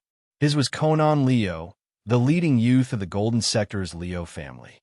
Much like Conan's attendants had expected such behavior, they also knew why their young master was reacting like this as well. The Golden Sector was unlike most due to its special structure. In conjunction with its complex history, no single family had been able to dominate it. However, unlike the 3-pillar sector, the 3 families that locked heads in the Golden Sector were far higher on the totem pole. In fact, if that very same 1 to 10 scale used to understand the Libra family was used, then these 3 families would actually faintly surpass them, sitting at solids 8s and 9s. Due to this, despite his achievements, Conan hadn't been able to monopolize the amethyst token like a talent like him would have in practically any other year. Instead, he had been locked into a stalemate with the young heir of the Terrius family, Armand, and the young miss of the Pius family, Simona. Unluckily, all 3 families had birthed outstanding talents in this generation. As though that wasn't bad enough, Conan, Armand, and Simona might have been the tip of the iceberg, but they had several cousins, brothers, and sisters who could only be considered a step below. In fact, in a weaker generational pool, it would have been possible for 1 or 2 of them to have gained an amethyst token. And one of these individuals was Conan's elder brother, who stoically stood to his side right this moment, Gunter Leo. And yet, now all of these geniuses were seeing a right they were snubbed from due to unfortunate luck, sitting in the palm of a nameless young man they had never seen or heard of before. No, they had heard of him just a few days ago, but what they had heard only fueled their rage all the more. The novel will be updated first on this website. Come back and continue reading tomorrow, everyone.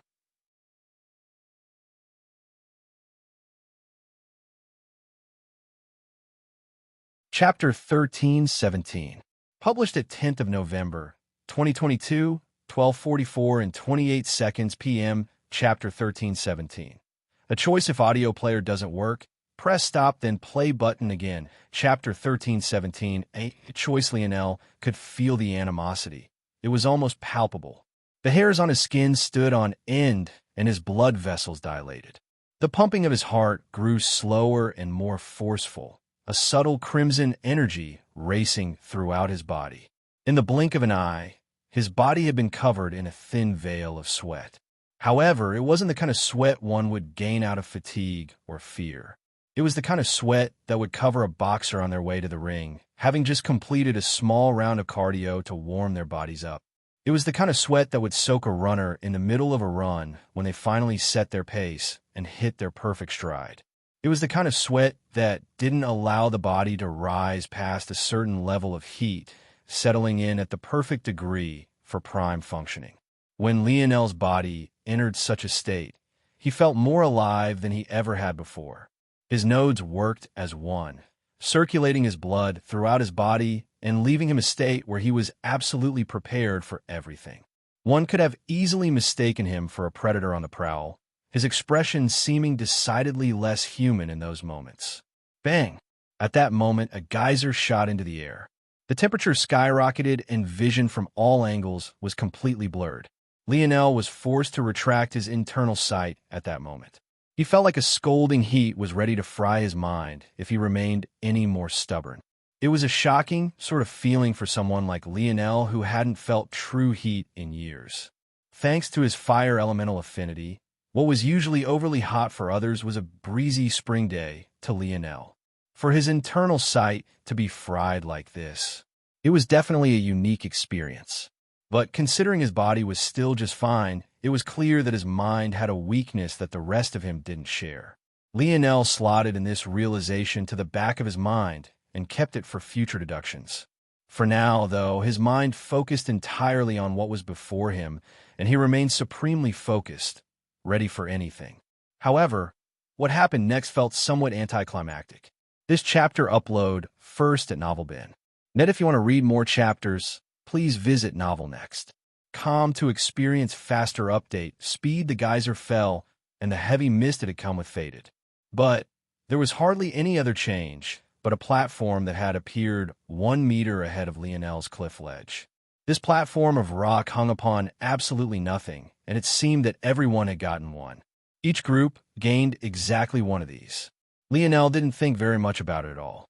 With a single stomp, he leaped onto the platform, little Black Star following behind him just as quickly. Almost the instant he landed, though, he vanished, disappearing as though he had never been there. The minutes ticked by and soon, with a whoosh, Lionel and Black Star appeared once more. Nothing seemed to have changed at all. Aino was still resting on Black Star's tails. Little Black Star was still floating within the forehead of his construct, and Lionel still stood, unmoved. However, if one looked very closely, it was possible to see that a subtle hint of blood drizzled down the pointer and middle finger of Lionel's right hand, dripping down to the ground in slow, steady droplets. And at the same time, the fire in his gaze had only grown more savage and unfettered. He stared intently ahead, waiting for the next. And he wasn't disappointed in the slightest. Bang! Another geyser appeared. Lionel seemed to have forgotten about all the eyes on him, intent to focus on what was before him, his mind thirsting for battle as the sheen of sweat that covered him began to emit just the slightest hints of steamy fog. This time, 3 platforms appeared, one ahead, one to the left, and another to the right. The ones to the left and right were about 2 meters away from Lionel's current platform, while the one ahead was just a single meter away once again. Lionel's gaze narrowed when he noticed this change. Despite the fact it was subtle and almost meaningless, it made his mind roar into action. In truth, in this state, he wanted to do nothing more than turn his brain off and fight to his heart's content. But to him, this was too obvious of a detail to miss out on. The rules of this game were still obscure, but the general gist was obvious enough to Lionel. Use the platforms, defeat their bosses, and reach a certain destination. This chapter upload first at NovelBin. If you want to read more chapters, please visit Novel Next. To experience faster update speed, if the main goal was to reach a destination, then a movement of 2 meters obviously seemed better. Or it did it. To Lionel, the destination could be deduced through simple logic. Varying groups of geniuses surrounded the outline of this lake. That meant it would make little sense for the destination to be any opposing bank or cliff edge. By process of elimination, the destination was most likely the center of the lake itself, something that was easily over 1 kilometer away. At a pace of 1 meter per bout, it would obviously take 1,000 battles for Lionel to reach the center. However, to his left and right, there was a movement of 2 meters.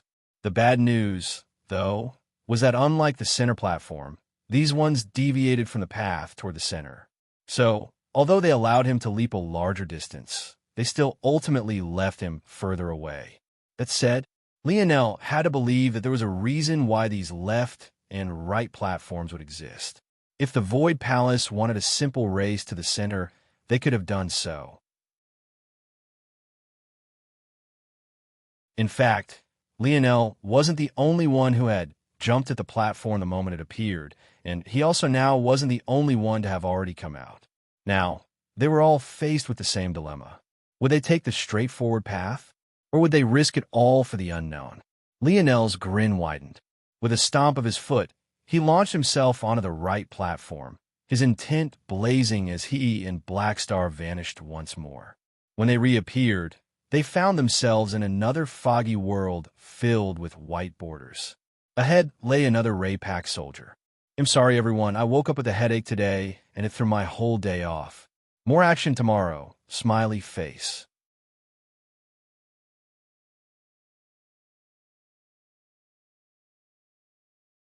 Chapter 1318.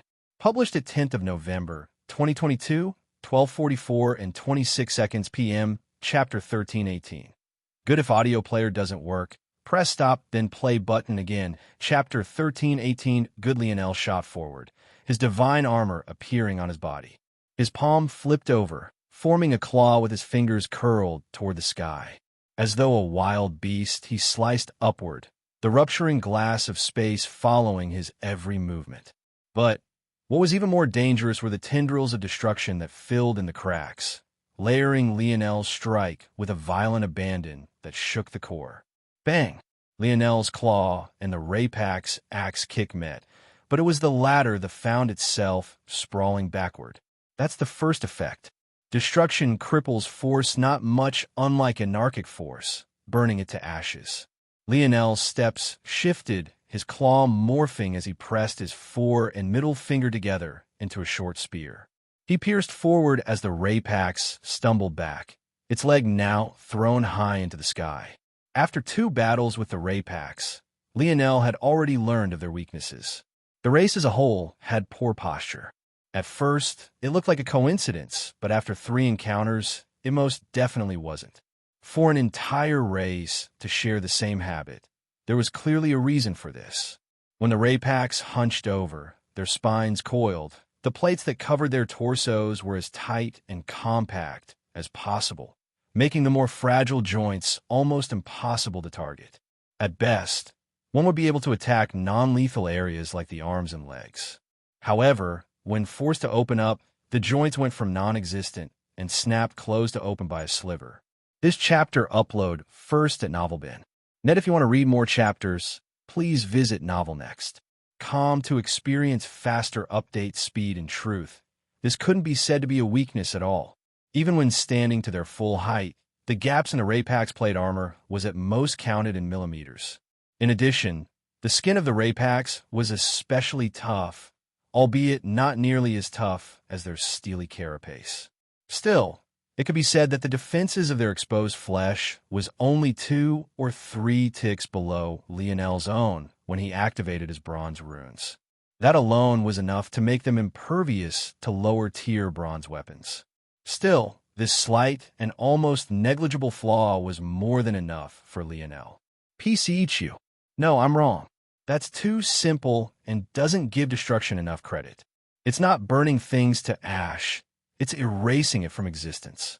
This is the reason why the Ray-Packs, despite not emitting force and keeping it circulating within its body, can still have its strength weakened by me. Lionel had yet to meet a Ray-Packs that used an external source of force.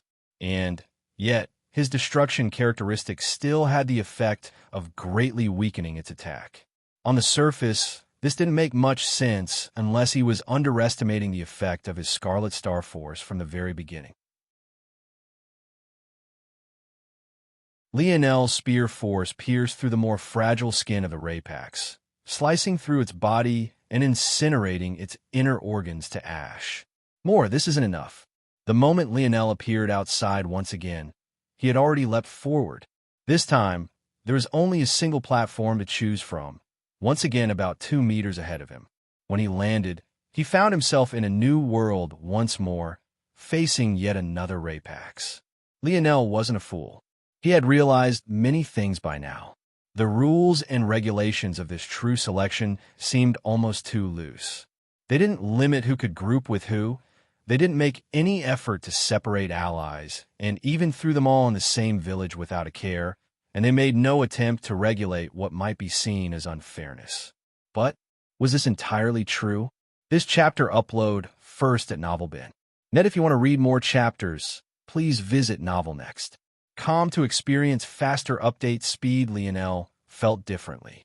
In fact, he believed that the Void Palace had a perfect pulse on everything that was happening. All things considered, the appearance of the subdimensional zone seemed completely random, especially if there was a trial like this one waiting not long after.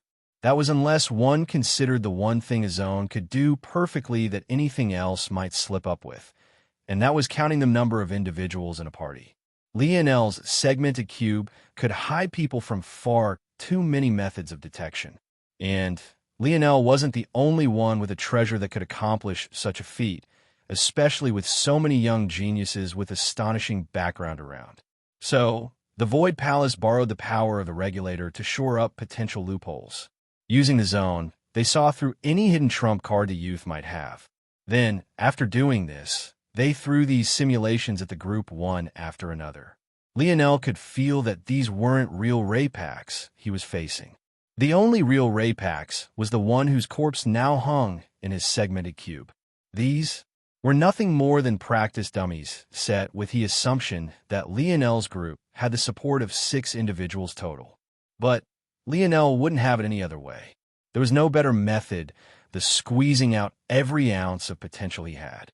Lionel flickered and vanished, his body appearing atop the Ray Packs. With a strong punch downward, its head completely caved in. What once was an armor Lionel couldn't leave even the slightest scratch on lost all of its structural integrity beneath a single vicious blow, crushing the skull of the Ray Packs and shattering its brain. When Lionel appeared above the foggy lake once more, his gaze flickered, the vague image of a hidden rune dancing within his irises. He felt that he was faintly approaching his first watershed. His innate node thrummed with life, his body feeling as though it was alive. Lionel had come to realize that so long as he didn't actively call upon Scarlet Star Force and simply allowed his body to naturally regulate how much he could withstand, what could have been a lethal dose to anyone else became like a steroid pumping through his veins. This feeling is good. Lionel leapt forward, vanishing once more. The ire of his peers didn't make him waver in the slightest. In fact, he very much hoped that he would run into one of them very soon. He wanted to see what the geniuses of the human domain had to offer. The novel will be updated first on this website. Come back and continue reading tomorrow, everyone. You're tuning in to the Romance Rendezvous YouTube channel. We're so grateful for your support, and don't forget to subscribe to join us on this incredible journey through captivating stories. Your generosity through donations truly makes a world of difference, as it's the primary source of revenue that allows me to expand and enhance this channel for you. Thank you from the bottom of my heart for being a part of this adventure.